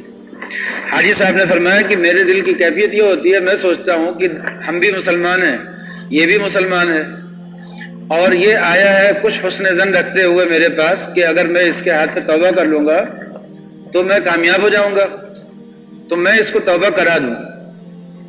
ہو سکتا ہے کہ قیامت کے دن یہ مجھ سے آگے چلا جائے تو مجھے کھینچ لے گا، اور اگر میں اس سے آگے رہا تو میں اسے کھینچ لوں گا۔ مطلب کھینچ لینے کا مطلب کیا ہوا کہ اللہ تعالیٰ نے قرآن پاک میں فرمایا ہے نا کہ جو لوگ ایمان لائے ہیں تو ہم ان کی ذریت کو ان کے ساتھ لگا دیں گے۔ اگر کوئی آدمی میرے ذریعے سے توبہ کرے گا تو قیامت کے دن وہ میرے ساتھ اٹھایا جائے گا۔ اگر کوئی میرے ذریعے سے ایمان لائے گا تو وہ میری اولاد میں تو ہی مانا جائے گا۔ تو اگر کسی بزرگ کے ہاتھ پر کوئی دوسرے کچھ لوگ مرید ہوں اور بزرگ صاحب یہ سمجھیں کہ میں تو بخشایا ہوں، میں ان لوگوں کو بخشوا دوں گا، تو ایسے بزرگ پیر مرید ہونے کے، بیعت کرنے کے قابل ہیں؟ یہ تو خود ہی پیر ہونے کے قابل نہیں ہیں۔ لیکن اگر وہ پیر یہ سمجھتے ہیں، اگر وہ پیر صاحب یہ سمجھتے ہیں کہ میں ان کو توبہ کرا دوں تو یہ بھی اللہ کے راستے پہ چل پڑیں گے، اور اگر یہ آگے بڑھے ہو سکتا ہے ان کی دعا سے میری بھی نجات ہو جائے۔ پیر صاحب نے یہ سمجھا کہ ہو سکتا ہے کہ ان کی دعا سے میری نجات ہو جائے، اور مرید صاحب یہ سمجھ رہے ہیں کہ پیر صاحب کی دعا سے میری نجات ہو جائے، تو یہ دونوں اپنے آپ کو کمتر سمجھ رہے ہیں۔ لیکن اگر پیر صاحب نے سمجھا کہ میری دعا سے تو یہ بچ جائے گا اور میں سب کو بچا لوں گا، تو یہ پیر صاحب ہونے کے قابل نہیں ہے۔ اس لیے اس مضمون کو خوب سمجھیے گا، جتنے اللہ والے ہوتے ہیں یہ اپنے آپ کو سب سے کمتر جانتے ہیں، اور اگر کوئی اپنے آپ کو ذرا بھی برتر جانے تو اللہ والا ہوا ہی نہیں، ابھی تو خود بڑی بیماری میں مبتلا ہے۔ ایک مرتبہ ایسا ہوا کہ حضرت گنگوہی نور اللہ مرقدہ، حضرت مولانا رشید احمد صاحب گنگوہی نور اللہ مرقدہ، گنگو ایک قصبہ ہے نا، ضلع مظفر نگر میں ایک قصبہ ہے گنگو، تو اس وہاں کے رہنے والے تھے، اس لیے ان کو گنگوہی کہا جاتا ہے۔ تو حضرت مولانا رشید احمد صاحب گنگوہی نور اللہ مرقدہ حدیث کا درس دیتے تھے طلبہ کو۔ ایک مرتبہ ایسا ہوا کہ صحن میں بیٹھے وہ درس دے رہے تھے، بارش آ گئی۔ اب سب طلبہ جو ہیں وہ اپنی اپنی کتاب لیے ہوئے جلدی سے، کہ کتاب پہ پانی نہ پڑے، جلدی سے اٹھ کر کے وہ سائے میں چلے گئے۔ سب کی چپلیں جو ہیں وہ بارش میں تھی۔ حضرت گنگوہی گئے، جا کر کے سب کی چپلیں سمیٹ کر کے اور لا کر کے، اب لڑکے بڑے حیرت میں ہو گئے، دوڑے کہ حضرت یہ کیا؟ فرمایا کہ ارے بھائی کیا حرج ہے، لا کر کے چپلیں سب کی رکھ دیں۔ اب طلبہ کے اوپر اثر ہو گیا، کہنے لگے حضرت آج تو آپ نے بڑا ظلم کر دیا ہم لوگوں پر، ہماری چپلیں آپ نے اٹھا لی۔ حضرت نے فرمایا کہ اچھا ایک بات بتاؤ کہ تم مجھے کیا سمجھتے ہو، سچا سمجھتے ہو یا جھوٹا سمجھتے ہو؟ کہنے لگے، طلبہ نے کہا کہ حضرت آپ سے زیادہ سچا کون ہوگا، آپ کے سچے ہونے میں کیا شبہ ہے؟ فرمایا کہ تو پھر سنو، میں اللہ کی قسم کھا کر کے کہتا ہوں کہ تم میں سے ہر ایک سے اپنے آپ کو سب سے کمتر جانتا ہوں۔ تمہاری جوتیاں اٹھا لوں تو یہ میرے لیے بڑی بات ہے۔ اب حضرت گنگوہی اپنے شاگردوں کی جوتیاں اٹھانے کو اپنے لیے بڑی بات سمجھیں، اور کوئی پیر صاحب جو ہیں وہ یہ سمجھیں کہ ہم اپنے مریدوں سے بہتر ہیں، تو یہ تو غلط بات ہو گئی نا۔ حضرت حاجی امداد اللہ صاحب نور اللہ مرقدہ کا ایک مرید تھا، وہ حضرت سے مرید ہوا، کچھ دنوں کے بعد اس کی اصلاح ہو گئی، اللہ سے جو تعلق ہونا چاہیے تھا وہ ہو گیا، اور راستے پر پڑ جانا جس کو کہتے ہیں، راستے پہ چل پڑنا، وہ چلنے لگا۔ تو آیا اپنے پیر کے پاس، کہنے لگا کہ حضرت آپ کا احسان مانتا ہوں، اور آپ کے فیض سے اور آپ کی برکت سے میں کامیاب ہو گیا، اللہ کے راستے پہ چل پڑا۔ تو حضرت نے فرمایا کہ دیکھو جی، آگ جو ہے وہ تمہارے دل میں تھی، اس میں ہم نے کچھ نہیں کام کیا، وہ آگ جو اللہ کی محبت کی ہے وہ تو تمہارے دل میں تھی، ہم نے اس پہ سے صرف راکھ ہٹانے کا کام کیا اور تم کو کامیابی کا راستہ دکھانے کا کام کیا، باقی وہ آگ تو ایمان کی پہلے سے تمہارے دل میں تھی، تبھی تو تم چلے ہو اس پر۔ حضرت نے اس کو اپنی طرف سے پھیر دیا کہ اس کا میرے اوپر مت رکھو۔ پھر فرمایا کہ دیکھو، ایک چولہا جو لوگ جلاتے ہیں گھروں میں، پہلے مٹی والا چولہا ہوتا تھا نا، راکھ والا، آگ والا، لکڑی والا، تو فرماتے تھے کہ لوگ کرتے یہ تھے کہ پہلے ماچسیں بھی نہیں ہوتی تھی، تو لوگ اپنے گھروں میں چولہے میں آگ چھپا لیتے تھے، انگارہ۔ رات میں جب چولہا بجھاتے تھے تو بڑے بڑے انگارے لے کر کے اس کو نیچے ڈال کر کے اوپر سے راکھ سے اس کو چھپا دیتے تھے، ڈھانک دیتے تھے۔ صبح میں جب اس میں سے راکھ ہٹاتے تھے تو وہ جو انگارہ بڑا سا رکھا ہوتا تھا وہ چھوٹا ہو جاتا تھا بہت، وہ بھی راکھ بنتا رہتا تھا رات بھر، لیکن اس میں سے چھوٹی سی چنگاری مل جاتی تھی، کوئی چھوٹا سا ٹکڑا مل جاتا تھا جس میں آگ رہتی تھی۔ تو صبح میں عورت کیا کرتی تھی، اسی آگ سے پھر چولہا جلا لیتی تھی، پھر دن بھر چلتا تھا چولہا۔ تو حضرت حاجی صاحب نے فرمایا کہ دیکھو، ایک عورت جو ہے وہ اپنے چولہے میں اس نے راکھ ہٹایا تو دیکھا کہ چنگاری نہیں تھی، انگارہ نہیں ملا اس کو جو رات میں اس نے رکھا تھا۔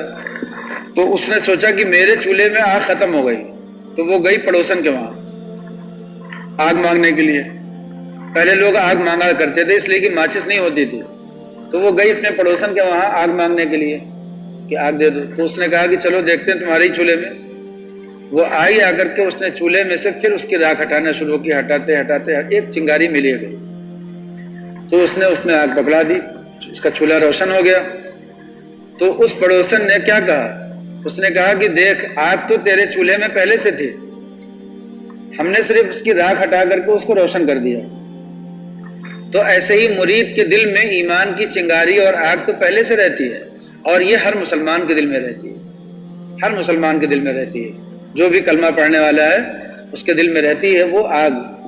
اس کو کوئی اللہ والا کیا کرتا ہے، اس پہ سے کچھ راکھ کے پردے ہٹا کر کے اس کو روشن کر دیتا ہے، تو وہ سمجھتا یہ ہے کہ مجھے جو کچھ میں ہوں وہ انہی سے ہوں۔ مرید یہ سمجھتا ہے کہ آج میں جو کچھ ہوں وہ انہی سے ہوں، مجھے انہوں نے قابل بنا دیا، ورنہ تو میں ایسا تھا۔ تو حاجی صاحب نے فرمایا کہ راکھ تو تمہارے اندر تھی، میں نے تو صرف اس کو روشن کر دیا، لیکن پھر آگے دیکھیے اب پیر ہونے والی بات، فرمایا کہ لیکن تمہیں یہی سمجھنا چاہیے کہ سارا احسان اور سارا فیض میرا ہے، اس لیے کہ جس دن اپنا کمال سمجھو گے برباد ہو جاؤ گے۔ تو مرید کو اپنا سارا کمال منسوب کرنا چاہیے اپنے پیر کی طرف، شاگرد کو اپنا سارا کمال منسوب کرنا چاہیے اپنے استاد کی طرف، اور امتیوں کو اپنا سارا کمال منسوب کرنا چاہیے نبی کریم صلی اللہ علیہ وسلم کی طرف۔ اپنی طرف اپنا کوئی کمال منسوب مت کرو، ورنہ خرابی یہ ہو جائے گی کہ وہی کبر والا مرض آ جائے گا اور سارا کیا کرایا برباد ہو جائے گا۔ شیطان نے کتنی عبادتیں کی تھی، کتنے سجدے کیے تھے، اور زمین پہ تو اس نے ساری زمین کو تو سجدے سے بھر ہی دیا تھا، آسمان پہ اس نے سجدے کیے، لیکن اس کے بعد جب اس کے اندر کبر کا مرض ابھرا ہے تو سارے اعمال پر پانی پھر گیا، قیامت تک کے لیے مردود ہو گیا۔ ایسے ہی اگر کسی مرید کو، بلکہ کسی پیر کو بھی، اگر کبھی بھی اپنی زندگی کے آخری لمحے میں بھی اگر کبر کا مرض ابھر آیا تو کیا ہوگا اس کا حال، ہمیشہ کے لیے مردود ہو جائے گا۔ بلعام باورا کا قصہ کتنا مشہور ہے، اتنا بڑا عابد تھا، موسیٰ علیہ السلام اس سے گئے تھے دعا کرانے کے لیے، اتنا بڑا عابد تھا، مستجاب الدعوات تھا، جو دعا کرتا تھا قبول ہو جاتی تھی۔ موسیٰ علیہ السلام سفر کر کے گئے کہ میرے لیے دعا کر دو، اتنا بڑا عابد تھا وہ، لیکن اس نے موسیٰ علیہ السلام کی تحقیر کی، اس نے کہا کہ آپ جیسے نبی کو بھی آخر میری ضرورت پڑ گئی۔ موسیٰ علیہ السلام کو تو خیر وہ تو نبی تھے، وہ تو سب سے زیادہ متواضع تھے، نبی سے زیادہ متواضع کون ہو سکتا ہے، لیکن اللہ تعالیٰ کو اس کی یہ بات نہیں پسند آئی، اور اس کے بعد جو اس کا زوال شروع ہوا تو وہ نوبت آ گئی کہ دنیا کا سب سے خراب آدمی ہو گیا۔ بڑا عالم تھا، بڑا عابد تھا، اپنی خانقاہ میں رہتا تھا، لیکن اس کی ماں کی بد دعا اسے لگی، موسیٰ علیہ السلام کی اس نے تحقیر کی، اور اللہ تعالیٰ نے اس کی سزا کی، کتے کی طرح بھوکتا تھا، آخر میں آ کر کے ایسے مرض میں مبتلا ہوا۔ جی بلعام باورا مشہور قصہ ہے، اس کا قرآن پاک میں 8ویں پارے میں آیا تھا، ہم نے سنایا بھی تھا۔ تو اب آپ دیکھیے کبر اتنی خطرناک بیماری ہے، اور یہ بیماری جس انسان کو لگ جائے، جس قوم کو لگ جائے، وہ قوم تباہ ہونے کے لیے کافی، اس قوم کو تباہ کرنے کے لیے کافی۔ اسی لیے کبھی بھی مسلمانوں کو اس بیماری سے اس بیماری سے بہت دور رہنا چاہیے. اس کو خوب سمجھنا چاہیے کہ جب بھی کبھی بھی نسل کی بنیاد پر، ذات کی بنیاد پر، علم کی بنیاد پر، عمل کی بنیاد پر، رنگ کی بنیاد پر، علاقے کی بنیاد پر، مال کی بنیاد پر، مرد ہونے کی وجہ سے کبھی بھی کسی بھی شخص کو اس طرح کا خیال دل میں آنے لگے تو یہ سوچے کہ ہم تباہی کے راستے پہ جا رہے ہیں، اور جلد از جلد اپنے آپ کو اس سے نکالے. یا ایھا الناس انا خلقناکم من ذکر و انثی، اس آیت میں یہی پیغام ہے. اس آیت میں یہ پوری دنیا انسانیت کے لیے ایک سمجھ لیجئے کہ دستور العمل ہے کہ کبھی بھی کوئی انسان کامیاب ہو ہی نہیں سکتا جب تک کہ وہ اپنے آپ کو سب سے کمتر نہ جانے. اللہ کی نظروں میں ہمارا کیا مقام ہے؟ ایک بہت بڑے قاری، بہت بڑے ہزاروں ہزار ان کے شاگرد ہوں، اگر ان قاری صاحب کے دماغ میں یہ بات ہے کہ میری تو نجات ہو چکی، میں تو بخشایا، تو یہ بس تباہی کے لیے کافی، ان کے تباہ ہونے کے لیے. تو نہ کسی ولی کو، نہ کسی نبی کو، نہ کسی عالم کو، کسی کو بھی یہ حق نہیں ہے کہ اپنے آپ کو سب سے بہتر سمجھے. البتہ نبی کیا ہے؟ اللہ کا پیغمبر ہے، اس کو وہ ایک ڈیوٹی پر ہے. تو اگر وہ لوگوں سے اپنے آپ کو نبی نہیں کہے گا تو لوگ اس کے اوپر ایمان کیسے لائیں گے؟ حافظ قرآن اگر لوگوں کو یہ نہیں بتائے گا کہ میں حافظ قرآن ہوں تو لوگ اس سے تراویح کے لیے کیسے کہیں گے؟ ڈاکٹر اگر لوگوں سے نہیں کہے گا کہ میں ڈاکٹر ہوں تو لوگ اس سے علاج کیسے کرائیں گے؟ امیر آدمی اگر لوگوں کو نہیں بتائے گا کہ میں امیر ہوں تو لوگ اس سے اپنی ضرورتوں کے لیے کیسے سوال کریں گے؟ کیسے لوگ اس کے سے رجوع کریں گے؟ اس لیے ہر آدمی کو جو اس کی ڈیوٹی ہے، جو اس کی ذمہ داری ہے، وہ امت میں اپنی ڈیوٹی اور اپنا کام بتانا ضروری ہے. اور اس کام کے بتانے میں اور اپنے آپ کو بڑھیا سمجھنے میں کوئی جوڑ نہیں ہے کہ ہم جب بتائیں گے کہ ہم ڈاکٹر ہیں تو اس کا مطلب ہم بڑھیا ہیں. ڈاکٹر بھی اپنے آپ کو قوم کا سب سے کمتر آدمی سمجھ سکتا ہے. انجینئر جب یہ کہے کہ میں انجینئر ہوں تو اس کا مطلب ہے کہ ہم سے نقشے بنواؤ، ہم سے مشینیں ٹھیک کراؤ. اس کا یہ مطلب نہیں ہے کہ ہم سب سے بڑھیا ہو گئے. صحابہ کرام رضوان اللہ علیہم اجمعین میں یہی صفت پیدا کر دی تھی نبی کریم صلی اللہ علیہ وسلم نے، اس لیے صحابہ سب سے اعلیٰ درجے کے لوگ تھے. اور جس قوم میں کبر کا ذرا بھی مادہ پایا جائے گا اس قوم کی تہذیب کبھی بھی بڑھیا ہو ہی نہیں سکتی. اس قوم کی تہذیب بڑھیا ہو ہی نہیں سکتی. اس لیے کبھی بھی مسلمانوں کو یہ خیال نہیں آنا چاہیے کہ دوسری قوموں کی تہذیب بڑھیا ہے اور مسلمانوں کی تہذیب گھٹیا ہے. مسلمانوں کی تہذیب پر آ جائیں گے اس کے بعد انہیں پتہ چلے گا کہ مسلمانوں کی تہذیب سے بہتر دنیا میں کوئی تہذیب نہیں ہے، اس لیے کہ یہ پیغمبرانہ تہذیب ہے، یہ صحابہ والی تہذیب ہے. اس تہذیب میں یہ ہے کہ ہم سب سے کمتر، ہم سب سے گھٹیا، ہم سب سے معمولی. نبی کریم صلی اللہ علیہ وسلم بیٹھے ہوئے مجلس پہ ایک آدمی آیا، دہشت زدہ ہو گیا، ڈر گیا. آپ نے فرمایا مجھ سے مت ڈرو بھائی، میں ایک انسان ہوں اور میری ماں تو گوشت کھاتی تھی. مطلب کوئی پیغمبر کا تصور لے کر کے آئے کہ کوئی فرشتہ ہوگا، وہ سب مت کرو.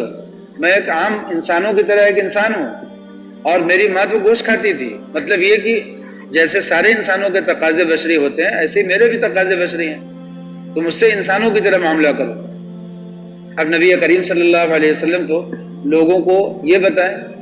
آپ کا دستور یہ تھا کہ اگر مجلس کہیں لگتی تھی تو آپ کبھی الگ ہو کر کے ان سے ممتاز ہو کر کے نہیں بیٹھتے تھے. جیسے کہیں بیٹھے صحابہ ایک ساتھ، ایک تو ہے درس دینا، تو درس میں تو آپ ممبر پہ بیٹھ جاتے تھے، خطبہ دیتے تھے، کھڑے ہو کر کے تقریر کرتے تھے، وہ تو ایک الگ چیز ہے. لیکن ایسے اگر چند لوگ ایک ساتھ بیٹھ رہے ہوں تو آپ کبھی اس میں ممتاز ہو کر کے نہیں بیٹھتے تھے کہ ہم اپنی الگ شان بنائیں، تم لوگ ادھر بیٹھو. یہ نہیں ہوتا تھا. جب چلتے تھے اگر لوگ آپ کے پیچھے چلنے لگتے تھے تو آپ کہتے تھے کہ ارے بھائی آگے بڑھو. کچھ لوگوں سے کہتے تھے کہ آگے بڑھو تاکہ کچھ آگے چلیں کچھ پیچھے چلیں، بالکل برابر سے چلیں. یہ نہ ہو کہ ایک آدمی بادشاہوں کی طرح آگے آگے جا رہا ہو اور باقی لوگ پیچھے پیچھے آ رہے ہیں. حالانکہ بڑوں کے آگے چلنا بیعت بھی ہے، یہ معلوم کر لیجئے.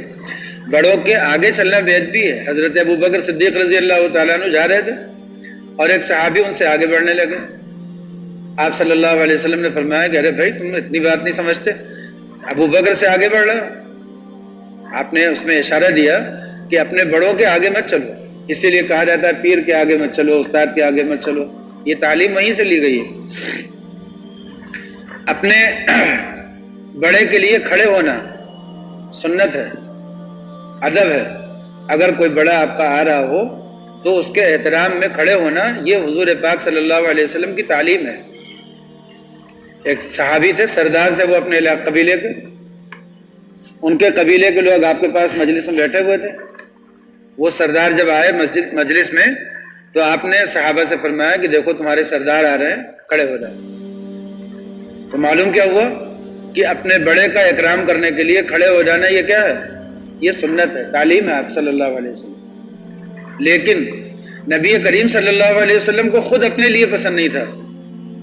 آپ جب آتے تھے تو صحابہ کھڑے ہونا چاہتے تھے. آپ نے فرمایا کہ مجھے پسند نہیں ہے کہ تم لوگ میرے لیے اجمیوں کی طرح، اجمی بادشاہوں کی طرح میری تعظیم کرو، میرے لیے کھڑے مت ہوا کرو. تو صحابہ کا دل چاہتا تھا کہ کھڑے ہوں آپ کے لیے، مگر پھر صحابہ اپنے دل کو روک لیتے تھے آپ کے حکم کے سامنے اور کھڑے نہیں ہوتے تھے. تو خود نبی کریم صلی اللہ علیہ وسلم کا معمول یہ تھا جو آپ نے صحابہ کو اپنے لیے سکھایا کہ کبھی میرے لیے کھڑے مت ہونا. لیکن خود نبی کریم صلی اللہ علیہ وسلم نے صحابہ کو تعلیم دی کہ اپنے سے بڑے کا اکرام کرنے کے لیے اس کے لیے کھڑے ہو جاؤ. تو اب ہمارے لیے نمونہ کیا ہو گیا، اصول کیا مل گیا کہ اگر کسی عالم کو یا پیر کو یا کسی بڑے کو اگر ہم اس کا اکرام کرنے کے لیے کھڑے ہونا چاہتے ہیں اور ان کو وہ چیز ناگوار گزرتی ہے تو ہمیں نہیں کھڑا ہونا چاہیے. ان کی راحت کا خیال، ان کے دل کا خیال، اس کو ترجیح دے اپنی خواہش پر. اور اگر انہیں تکلیف نہیں ہوتی، اذیت نہیں ہوتی، کبھی وہ اس کی طرف توجہ بھی نہیں کرتے. چنانچہ ہم نے دیکھا ہے بہت سے اللہ والوں کو کہ آپ ان کے لیے کھڑے ہوں یا نہ کھڑے ہوں ان کے لیے برابر ہی ہوتا ہے، توجہ ہی نہیں ہوتی ان کو. تو اگر وہ ایسا مزاج رکھتے ہیں تو پھر ان کی تعظیم کے لیے کھڑے ہونا یہ بھی حدیث شریف سے ثابت ہے. ایسے ہی صحابہ کا معمول تھا. آپ صلی اللہ علیہ وسلم اور صحابہ بیٹھتے تھے جب تو کوئی صحابی کوئی قصہ سناتے تھے، اس پر لوگ ہنستے تھے تو آپ بھی ہنستے تھے. یہ نہیں کہ ہم تو بڑے ہیں ہم کیوں ہنسے. ہوتا ہے نا، ایک متکبر کی ہنسی ہوتی ہے اور ایک متواضع کی. متواضع سب کے ساتھ برابر سے رہتا ہے اور متکبر اپنی شان بنا کر کے رکھتا ہے. تو آپ صلی اللہ علیہ وسلم بھی جب لوگ کوئی ہنسی کی بات ہوتی تھی تو اس پہ ہنستے تھے، مسکراتے تھے. اور کبھی کبھی آپ بھی اس میں کوئی قصہ سنا دیتے تھے، کوئی بات آپ بھی شامل کر دیتے تھے اپنی بھی. یہ مل جل کر کے رہنا سکھاتے تھے کہ دیکھو ایسے رہو کبھی اپنی شان الگ نہ ہونے پائے. راستہ چلتے میں کچھ لوگ پیچھے چلنے لگے، آپ نے فرمایا کہ کچھ لوگ آگے آ جاؤ بھائی، تاکہ برابر سے. ایک روایت میں آتا ہے کہ باہر سے کوئی آدمی آتا تھا، مجلس لگی ہوتی تھی تو وہ پوچھتا تھا من محمد فیکم، تم میں محمد کون ہے. اس کو پوچھنا پڑتا تھا کہ تم میں محمد کون ہے. اس کا مطلب یہ ہے کہ بالکل گھلے ملے رہتے تھے، اپنی کوئی امتیازی شان نہیں بناتے تھے کہ ہم بڑھیا ہیں. اور تو آپ صلی اللہ علیہ وسلم نبی ہونے کے باوجود کبھی اپنی امتیازی شان صحابہ میں نہیں بناتے تھے. لیکن نبوت کا جو منصب تھا اس منصب کا خیال کیا تھا وہ سن لیجئے. اس منصب کا خیال یہ تھا کہ حضرت عمر فاروق رضی اللہ تعالیٰ عنہ کو کہیں سے توریت کا کوئی نسخہ مل گیا، کوئی صفحہ مل گیا. اب وہ لے کر کے آئے، آ کر کے حضور پاک صلی اللہ علیہ وسلم کی مجلس میں کہنے لگے کہ اے اللہ کے نبی، ہمیں یا رسول اللہ ہمیں تورات کا ایک پرچہ ملا، ایک صفحہ مل گیا، اور اس میں بھی دیکھیے وہی تعلیمات ہیں جو آپ دیتے ہیں ہمیں، جو آپ سکھاتے ہیں اچھی باتیں، وہی اس میں بھی اسی طرح کی تعلیمات. حضرت عمر فاروق رضی اللہ تعالیٰ عنہ نے پڑھنا شروع کیا اس کو. ادھر نبی کریم صلی اللہ علیہ وسلم کے چہرے کی رنگت بدلنے لگی. کچھ دیر گزری، حضرت ابوبکر صدیق کی نظر پڑ گئی آپ کے چہرے پر. دیکھا تو چہرہ انور سرخ ہو چکا تھا. حضرت ابوبکر صدیق نے حضرت عمر فاروق کو مخاطب کر کے فرمایا کہ عمر، تمہاری ماں تم کو روئے، دیکھو اللہ کے نبی کا چہرہ دیکھو کتنا سرخ ہو چکا ہے، غصہ کتنا، ناراضگی کتنی آپ کی. تو حضرت عمر کی جب نظر پڑی تو دیکھا ڈر گئے. حضرت عمر جن کا رعب ساری دنیا پہ پڑتا تھا، مگر وہ نبی کریم صلی اللہ علیہ وسلم کے سامنے بالکل ڈر گئے اور فوراً انہوں نے وہ نسخہ تو کنارے رکھا، گھٹنے کے بل کھڑے ہو گئے. گھٹنے کے بل کھڑے ہونا سمجھتے ہیں نا، تو گھٹنے کے بل ہو گئے. اور پھر اس کے بعد انہوں نے رضیت باللہ ربا وبالاسلام دینا وبمحمد النبیہ صلی اللہ علیہ وسلم، کہ میں اللہ کے رب ہونے پر راضی ہوں اور اس دین اسلام کے دین ہونے پر راضی ہوں، مطمئن ہوں، اور نبی کریم صلی اللہ علیہ وسلم کے اللہ کے پیغمبر ہونے پر مطمئن ہوں۔ یہ جملہ انہوں نے پڑھا، ایک مرتبہ کہا، 2 مرتبہ کہا، 3 مرتبہ کہا، یہاں تک کہ نبی کریم صلی اللہ علیہ وسلم کا چہرہ انور جو ہے وہ اپنے معمول پر آ گیا، اپنے حال پر آ گیا، آپ کا غصہ اتر گیا۔ پھر آپ نے فرمایا کہ عمر کیا تم شک میں ہو؟ واللہ اگر اس وقت موسیٰ زندہ ہوتے تو انہیں بھی میری اطاعت سے چارہ نہیں ہوتا۔ تو ایک تو پیغمبری کا جو منصب ہے اس منصب کا اتنا خیال کہ اس وقت میں آپ نے فرمایا کہ موسیٰ بھی اگر اس وقت زندہ ہوتے تو ان کو بھی میری اطاعت اور فرما برداری سے چارہ نہیں ہوتا۔ اور ایک وہ منصب، ایک وہ بات آپ نے فرمایا کہ دیکھو کبھی بھی انبیاء کے درمیان تفاضل مت کرنا۔ یونس ابن متیٰ کا بھی تذکرہ ہو رہا ہو تو یہ مت کہنا کہ یونس سے میں بڑھیا ہوں، میری فضیلت یونس ابن متیٰ پہ بھی مت بیان کرنا۔ تو اس لیے آپ صلی اللہ علیہ وسلم نے حضرت موسیٰ علیہ السلام، حضرت یونس علیہ السلام، یوسف علیہ السلام سب کی تعظیم پیدا کرائی۔ حضرت یوسف علیہ السلام کو جب 25 سال جیل میں رکھا گیا اور اس کے بعد پھر جب ان کو آیا بادشاہ کی طرف سے پیغام، آؤ آؤ چلو جلدی آؤ، تم کو بادشاہ نے بلایا ہے، تو یوسف علیہ السلام نے کیا کہا کہ ابھی نہیں، پہلے اس معاملے کا تصفیہ کراؤ کہ جو الزام میرے اوپر لگا تھا وہ صحیح لگا تھا کہ غلط۔ اس کا تصفیہ ہونے میں 2 سال لگا، 2 سال یعنی 27 سال جیل میں رہ کر کے نکلے۔ نبی کریم صلی اللہ علیہ وسلم نے یہ واقعہ جب آپ نے لوگوں کو سنایا تو آپ نے فرمایا کہ دیکھو اللہ تعالیٰ میرے بھائی یوسف پر رحم کرے، اگر میں ہوتا تو میں تو چلا جاتا۔ اس کا کیا مطلب ہے؟ یہ آپ نے یوسف علیہ السلام کا احترام لوگوں کو سکھایا کہ کبھی بھی میرے اور یوسف اور موسیٰ اور یونس ان پیغمبروں کے بیچ میں یہ تفریق مت کرنا کہ یہ بڑھیا، یہ گھٹیا، یہ کمتر، یہ اعلیٰ، یہ افضل، یہ مفضول، یہ سب تفریق مت کرنا۔ یہ سارے پیغمبر کیا ہیں؟ اللہ کے پیغمبر ہیں، اور سارے پیغمبروں کی ایک ہی تعلیم ہے، ان کی ایک ہی تحریک ہے، ایک ہی ان کا مشن ہے، ایک ہی ان کا مقصد ہے۔ اس لیے یہ سارے آپ نے فرمایا کہ میری مثال نبوت میں ایسی ہے کہ جیسے ایک عمارت مکمل ہو چکی ہو اور اس میں ایک اینٹ لگنی رہ گئی ہو، بہت خوبصورت عمارت مکمل ہو چکی، ایک اینٹ لگنی باقی تھی، اور لوگ آ رہے ہیں اس مکان کو چاروں طرف سے دیکھتے ہیں اور کہتے ہیں کہ اس کیا بات ہے کہ اس عمارت میں ایک اینٹ رہ گئی ہے، کاش وہ ایک اینٹ لگ جاتی تو یہ عمارت مکمل ہو جاتی۔ تو آپ صلی اللہ علیہ وسلم نے فرمایا کہ وہی جو آخری اینٹ ہے وہی میں ہوں، جس کے لگنے سے نبوت کی تکمیل ہوئی ہے۔ نبوت کی تعلیمات کا جو سلسلہ حضرت آدم سے چلا تھا وہ تعلیمات درجہ بدرجہ بڑھتی گئیں یہاں تک کہ نبی کریم صلی اللہ علیہ وسلم پر اس کی تکمیل ہو گئی۔ اسی لیے خاتم النبیین کے معنی یہ نہیں ہے کہ نبوت کا سلسلہ جو ہے وہ اس کے آخری پیغمبر، آخری بھی کہہ سکتے ہیں، لیکن اس کا جو اصل معنی ہے وہ ہے نبوت کے سلسلے کو مکمل کرنے والے، سلسلہ نبوت کی تکمیل کرنے والے ہیں کہ اب جب تکمیل ہو گئی تو اب ضرورت ہی نہیں رہ گئی اگلے پیغمبر کی، آگے کسی پیغمبر کی، جب مکمل ہو چکا کوئی نظام تو اب ضرورت نہیں رہ گئی۔ تو اس لیے آپ اس مضمون کو خوب سمجھیے گا کہ سب سے زیادہ متواضع پوری دنیا میں اگر کوئی ہے تو وہ کون ہے؟ نبی کریم صلی اللہ علیہ وسلم، سارے انبیاء، سارے اولیاء، سارے صحابہ، اور جب تک کسی انسان میں تواضع نہ پیدا ہو جائے مکمل، اس وقت تک اس کو ولایت کا مرتبہ حاصل ہی نہیں ہو سکتا۔ اسی لیے بزرگوں نے لکھا ہے کہ جو لوگ اللہ کی ولایت کے راستے پہ چلتے ہیں وہ چلتے رہتے ہیں، ایک ایک بیماری سے نکلتے رہتے ہیں۔ اللہ کا راستہ چل رہے ہیں بھائی، بہت اچھی بات ہے، اور ایک ایک بیماریوں سے نکلتے رہتے ہیں۔ سب سے آخر میں جو بیماری نکلتی ہے ان کی وہ جاہ کا مرض ہے، یعنی اپنے بڑھیا اور بہتر ہونے کا مرض۔ سب سے آخر میں جو بیماری نکلتی ہے وہ یہ مرض ہے۔ اب وہ کوئی آدمی اپنی جوانی میں نکال دے اور کوئی آدمی بڑھاپے تک بھی نہ نکال پائے، یہ تو آدمی کی اپنی صلاحیت پر ہے اور سمجھ پر ہے، کون آدمی اپنے بارے میں کتنی گہرائی سے جانتا ہے اور کتنی گہرائی سے اپنی بیماریوں پر نظر رکھتا ہے اور اپنا علاج کراتا ہے۔ آپ دیکھیے گا بزرگوں کی خدمت میں لوگ جاتے ہیں جب علاج کرانے، وہ لوگ روتے ہیں، گڑ گڑاتے ہیں، حضرت میں تباہ ہو گیا، حضرت میں برباد ہو گیا، ان کی زندگی میں زنا نہیں ہوتا، وہ زنا نہیں کرتے، وہ جھوٹ نہیں بولتے، وہ چوری نہیں کرتے. یہ جو بڑے بڑے گناہ جن کا ذکر ہے، قتل ناحق کرنا، یہ کرنا وہ کرنا، ان سب گناہوں سے بچے رہتے ہیں. اس کے باوجود جا کر کے اللہ والوں کے دروازے پہ کھڑے ہو کر کے کہتے ہیں کہ حضرت میں تباہ ہو گیا، برباد ہو گیا. کون سی بیماری ان کو تباہ کرتی ہے؟ یہی کبر کی بیماری، کہ جب بھی ہم کوئی نیک کام کرتے ہیں اس میں نفس اور شیطان اپنا حصہ لگاتے ہیں.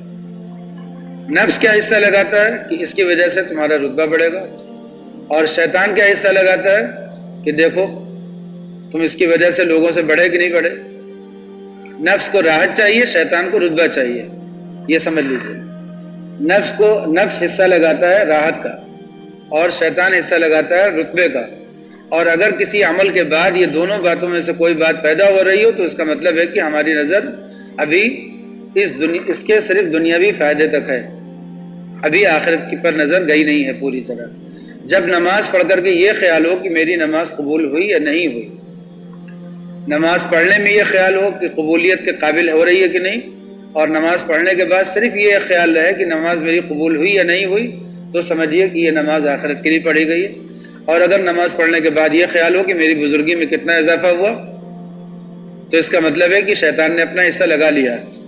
ایک مرتبہ ہم نے شروع میں درس میں بتایا تھا نا کہ امام غزالی رحمۃ اللہ علیہ فرماتے تھے کہ جب کوئی انسان کوئی نیک عمل کرتا ہے تو شیطان آتا ہے، اس میں 3 جگہ حملہ کرتا ہے. سب سے پہلے اس عمل کے شروع کرنے سے پہلے آتا ہے، آ کر کے کہتا ہے کہ یہ کام کیوں کرو گے. آدمی کہتا ہے ثواب کے لیے، کہتا ہے یہ ثواب تم کسی اور طریقے سے بھی لے سکتے ہو.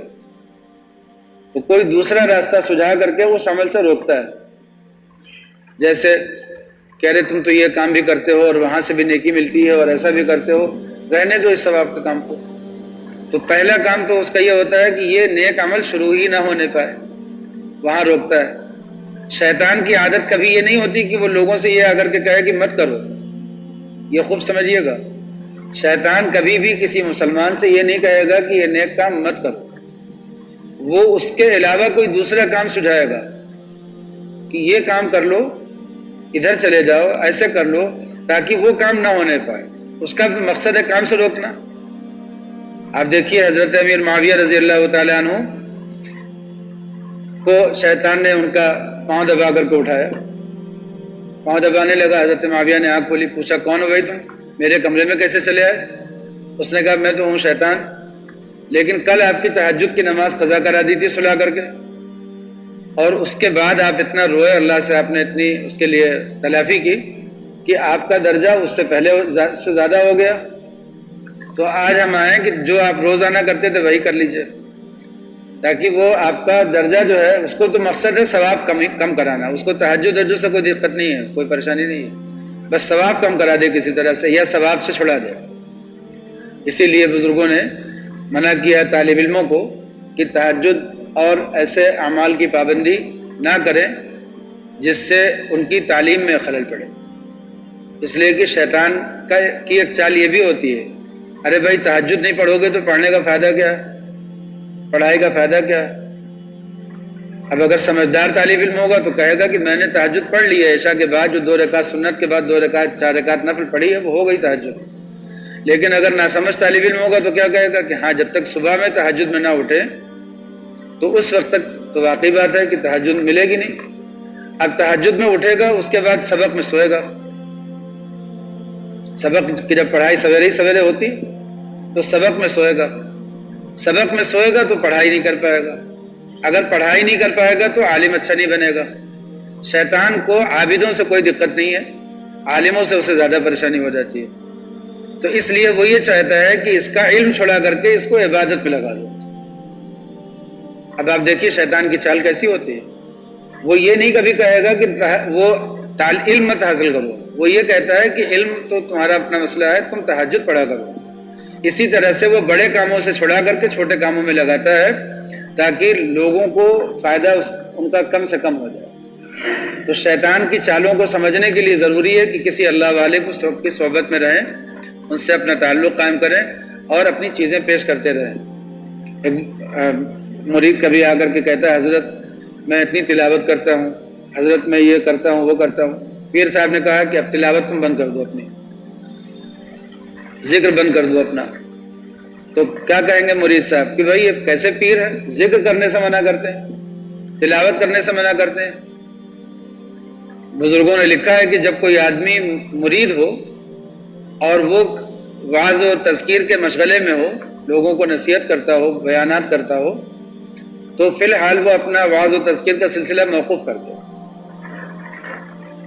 درس و تدریس میں مشغول نہ ہو، پہلے کسی اللہ والے سے اپنی اصلاح نفس کرائے، اور جب اپنی تربیت کرا لے اس کے بعد تب جا کر کے درس و تدریس میں مشغول ہوگا، تو یہ درس و تدریس طلبہ کے لیے زیادہ نافع ہوگا، اور اب وعظ و نصیحت کرے گا تو یہ امت کے لیے زیادہ نافع ہوگا۔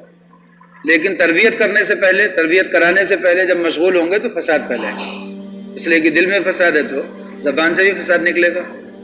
تو اب بزرگوں کی اس طرح کی نصیحتیں ہوتی تھی۔ پہلے اب کوئی آتا تھا، حضرت میں اتنی تقریر کرتا ہوں، اتنا واعظ کہتا ہوں، تو فرماتے تھے کہ بند کر دو، چھوڑ دو سارے واعظ تقریر، پہلے اپنی اصلاح کراؤ۔ پھر جب وہ اپنی اصلاح کرا لیتا تھا پھر کہتے تھے کہ اب جاؤ واعظ و تقریر کرو۔ اب تو خود تمہارا دل ہی کہے گا کہ واعظ و تقریر نہیں کرنا چاہیے، گھر میں بیٹھے رہنا چاہیے، پہلے اپنے کو سدھاریں۔ تو جب لوگ آ کر کے تقاضا کریں تم سے کہ حضرت واعظ کہہ دیجئے، تو تم صرف شریعت کا حق پورا کرنے کے لیے جا کر کے واعظ کہو، اپنے جذبے سے جاؤ ہی مت، صرف شریعت کا حق پورا کرنے کے لیے جاؤ۔ تو جب یہ بات پیدا ہو جائے گی تو پھر وہ اس وعظ و تقریر سے وہ فائدے ہوں گے جو نبیوں کی تعلیم سے فائدے ہوں گے، نبیوں کے بعد سے ہوتے تھے، وہ فائدے ہوں گے جو صحابہ کے وعظ و تقریر سے ہوتے تھے، جو بزرگان دین کے وعظ و تقریر سے ہوتے تھے۔ تو نفس کو اگر کسی کام سے مزہ ملنے لگے اور اس کو فائدہ ملنے لگے، اپنے نفس کا مزہ ملنے لگے، اور کوئی اللہ والا کہے کہ یہ کام چھوڑ دو، تو یہ نہیں سوچنا چاہیے کہ اتنے ضروری کام چھوڑا رہے ہیں، وہ ضروری کام اس سے زیادہ ضروری کام میں مشغول کرا رہے ہیں۔ اس لیے یہ باتیں تو ڈاکٹر ہی سمجھتا ہے کہ کب کسی مریض کا دودھ اور گوشت چھڑا کر کے اس کو سبزی اور ساگ پلائیں، اور کب اس کے ساگ اور سبزی سے کہے کہ بھائی چلو اب اس سے اعلیٰ درجے کی غذا پہ جاؤ، یہ تو ڈاکٹر کو پتہ ہوتا ہے نا۔ نبی کریم صلی اللہ علیہ وسلم نے، ایک صحابی تھے، 2 غذائیں رکھی ہوئی تھی، آپ نے فرمایا کہ یہ غذا تم مت لو، ابھی تم کمزور ہو، یہ غذا لے لو، یہ تمہارا چقندر رکھا ہوا ہے، فرمایا یہ چقندر لے لو، یہ ابھی تمہارے لیے ٹھیک ہے۔ تو اعلیٰ غذا کو چھڑا کر کے اور کم درجے کی غذا کو کھلا دیا، آپ نے کھانے کے لیے فرما دیا، تو یہ تو طبیب کو معلوم ہے کہ کیا بہتر ہے مریض کے لیے۔ اس لیے مرید کو کبھی بھی شیخ کے سامنے اپنی رائے نہیں لگانا چاہیے کہ اتنا بڑا کام کیسے چھوڑا۔ چلیے اس کے بڑے واقعات ہیں، لیکن ابھی اس پر بات کریں گے تو دیر ہو جائے گی۔ تو اصل بات یہ ہے کہ اے انسانوں، اے لوگوں، ہم نے تمہیں بنایا ہے ایک مرد اور ایک عورت سے، اور ہم نے تم کو بانٹ دیا ہے قبیلوں میں اور شعبوں میں، لیکن یہ تقسیم تحقیر کے لیے نہیں ہے۔ یہ خلاصہ ہے کہ یہ تقسیم تحقیر کے لیے نہیں ہے، یہ صرف اور صرف تعارف کے لیے ہے۔ اگر کوئی آدمی اس تقسیم کی وجہ سے تحقیر کے مرض میں مبتلا ہو گیا ہے تو اس کو اسلام کی طرف منسوب مت کرے، اسلام کی تعلیم ہے ہی نہیں ہے۔ نبی کریم صلی اللہ علیہ وسلم نے فرمایا قریش کو مخاطب کر کے کہ دیکھو قیامت کے دن تم میرے پاس اس حال میں مت آنا کہ تم برائیوں کو اپنے ساتھ اکٹھا کر کے لے آؤ اور یہ کہو کہ ہم تو قریش ہیں، اور دوسرے قبیلے کے لوگ نیکیاں اکٹھا کر کے لے آئیں اور وہ جنت میں جائیں اور تم جہنم میں جاؤ۔ آپ نے اپنی بیٹی حضرت فاطمہ سے فرمایا کہ بیٹی تمہیں یہ بات دھوکے میں نہ ڈالے کہ تم محمد کی بیٹی ہو، اپنے لیے خود عمل کرو۔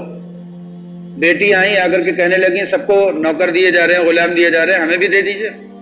آپ نے کیا فرمایا کہ اگر تم یہ تسبیحات پڑھ لیا کرو تو یہ تمہارے لیے زیادہ بہتر ہے اس نوکر اور غلام سے۔ تو آپ نے اپنی بیٹی کو، اپنی اولاد کو، اپنے لوگوں کو مشغول کیا عمل کی طرف۔ آپ نے دعا کی یا اللہ ہم کو اور ہماری اولاد کو اتنی ہی روزی دیجیے جتنے سے کام چل جائے۔ اللہم اجعل رزق آل محمد قوتا، یا اللہ آل محمد یعنی میرا اور میرے گھر والوں کا، میرے خاندان والوں کی روزی اتنی ہی رکھیے جتنے سے گزر بسر ہو جائے۔ یہ دعا آپ نے کی۔ مال غنیمت میں آپ نے فرما دیا کہ اس میں سادات کا کوئی حصہ زکوٰۃ میں نہیں ہے۔ آپ نے اپنی اولاد کو منع کر دیا۔ حضرت حسین رضی اللہ تعالیٰ عنہ نے کوئی کھجور اٹھا کر کے کھا لی، آپ کی نظر پڑ گئی، آپ نے فرمایا یہ کیا؟ ارے وہ صدقے کی کھجور ہے، ہم لوگ صدقہ نہیں کھاتے۔ آپ نے ان کے منہ میں انگلی ڈال کر کے اور وہ کھجور نکال لی وہاں سے، پھر کسی غریب کو دے دی۔ آپ اندازہ کر لیجئے کہ نبی کریم صلی اللہ علیہ وسلم نے اپنے گھر والوں کو منع کر دیا کہ تم صدقے کا مال مت لو، زکوٰۃ کا مال مت لو، دعا کی کہ اللہ روزی اتنی ہی دیجیے جتنے سے کام چل جائے۔ یہ سب کیا ہے؟ یہ اگر نبی کریم صلی اللہ علیہ وسلم کو لوگوں کے درمیان افضلیت دکھانی ہوتی کہ میرا خاندان ہے، تو آپ لوگوں سے کیا کہتے کہ لوگ اپنا ہدیہ نذرانہ لا کر کے خوب دو اور مالے۔ اچھا ٹھیک، بس وقت بھی ہو گیا، ٹھیک ہے۔ تو ان اکرمکم عند اللہ اتقاکم، تم میں بڑھیا لوگ کون ہیں؟ جو زیادہ متقی ہوں، اللہ سے زیادہ ڈرنے والے ہوں۔ اسی بات کو نبی کریم صلی اللہ علیہ وسلم نے ارشاد فرمایا کہ دیکھو الناس رجلان، جتنے انسان ہیں وہ دو طرح کے ہیں، بر کریم، نیک اور اچھے لوگ جو اللہ کی نظروں میں ان کی عزت ہے، اور برے بدبخت لوگ جن کی اللہ کی نظروں میں کوئی عزت نہیں ہے، جو گنہگار ہیں۔ یہی دو طرح کے لوگ ہیں۔ ہمیں اپنے آپ کو اس جماعت میں شامل کرنا چاہیے، اس جماعت سے بچنا چاہیے، اور کبھی بھی اس مرض میں مبتلا نہیں ہونا چاہیے۔ اور اگر اپنے بھائیوں میں سے کسی کو اس مرض میں مبتلا دیکھیں، کوئی کہتا ہے ارے یہ دلت ہے، یہ پچھڑے ہے، یہ فلاں ہے، یہ فلاں، ایسی کوئی گفتگو کرتا ہوا، کہتے ہیں نا ارے وہ ذات کا ہے تو ذات کا، کہتے ہیں اس کا خون ہی ایسا ہے۔ یہ خون سب آدم علیہ السلام کا ہے، جتنے خون ہیں سب آدم علیہ السلام کے ہیں۔ تو اس لیے اگر کبھی کسی کو آپ یہ جملہ کہتے ہوئے کہ تحقیر کرتا ہوا سنیں تو کیا کہیں گے؟ کہیں گے کہ ان اکرمکم عند اللہ اتقاکم، تم میں سب سے اچھا آدمی وہ ہے اللہ کی نظروں میں جو سب سے زیادہ متقی ہو، پرہیزگار ہو۔ کوئی آدمی اپنے نسب کی وجہ سے آگے نہیں بڑھے گا، جو بھی آگے بڑھیں گے اپنے عمل کی وجہ سے آگے بڑھیں گے۔ ہاں اگر عمل کے ساتھ نسب بھی ہو تو اس نسب کا انکار نہیں کر سکتے، اس لیے کہ اللہ تعالیٰ نے نبوت کی بنیاد پر، علم کی بنیاد پر، مال کی بنیاد پر، عہدوں کی بنیاد پر فضیلت دی ہے، مگر کسی کو فضیلت دینا یہ اللہ کا کام ہے، اور اس آدمی کا اپنے آپ کو لوگوں سے بہتر سمجھنا اس کی اللہ نے ممانعت کی ہے۔ ان دونوں میں فرق سمجھ لیجیے گا۔ کسی آدمی کے پاس علم ہو، ہم اس کا اکرام کریں، کوئی نبی کریم صلی اللہ علیہ وسلم کے خاندان کا ہو، ہم اس کا اکرام کریں، یہ ہماری اپنی تواضع ہے۔ لیکن اس آدمی کا یہ سمجھنا کہ میں بڑھیا ہوں، یہ اس کی غلطی ہے۔ یہ مضمون سمجھ میں آ گیا؟ چلیے، اسی میں ہم لوگوں سے بہت دھوکہ ہوا ہے اور بہت زیادہ تقسیم در تقسیم ہوتی چلی گئی ہے۔ اللہ تعالیٰ ہم لوگوں کو پناہ میں رکھے۔ اور کبھی بھی اس مرض میں مبتلا مت ہوئیے گا کہ ہم مل نواسیوں کا ساتھ دے دیں، ہم چھوٹی ذات کا ساتھ دے دیں، ہم بڑی ذات کا ساتھ دے دیں۔ مسلمان ذات برادری کی تقسیم کا جب قائل ہی نہیں ہے تو وہ چھوٹی ذات اور بڑی ذات کہاں سے کرتا ہے؟ اس کی نظروں میں، مسلمان کی نظروں میں دو ہی طرح کے لوگ ہیں، کافر یا مسلمان۔ مسلمان ہیں تو سب ایک ہیں، اور کافر ہیں تو سب ایک ہیں۔ وہ یہ اس تقسیم کے قائل مسلمان ہو ہی نہیں سکتے کہ تم چھوٹی ذات اور بڑی ذات، یہ ان کا اندرونی آپس کا معاملہ ہے، اس میں کبھی دخل اندازی نہیں کرنا چاہیے، اور اس بنیاد پر تفریق میں کسی کے ساتھ اور کسی کی مخالفت نہیں کرنا چاہیے، ورنہ وہ اسلام کو نقصان پہنچانے والی بات ہے، اور اسلام پر یہ الزام لگانے والی بات ہے کہ اسلام بھی اس کے تفریق کا قائل ہے۔ اللہ تعالی ہم لوگوں کو صحیح سمجھ عطا فرمائے اور اس آیت کے پیغام کو دل سے سمجھنے کی توفیق عطا فرمائے۔ دعا کر لیجیے۔ جی، ایک خاتون بیمار ہیں، ان کی صحت کے لیے دعا کر دیں۔ درس میں آتی ہیں، آج نہیں آ سکی ہوں گی بیماری کی وجہ سے۔ الحمدللہ۔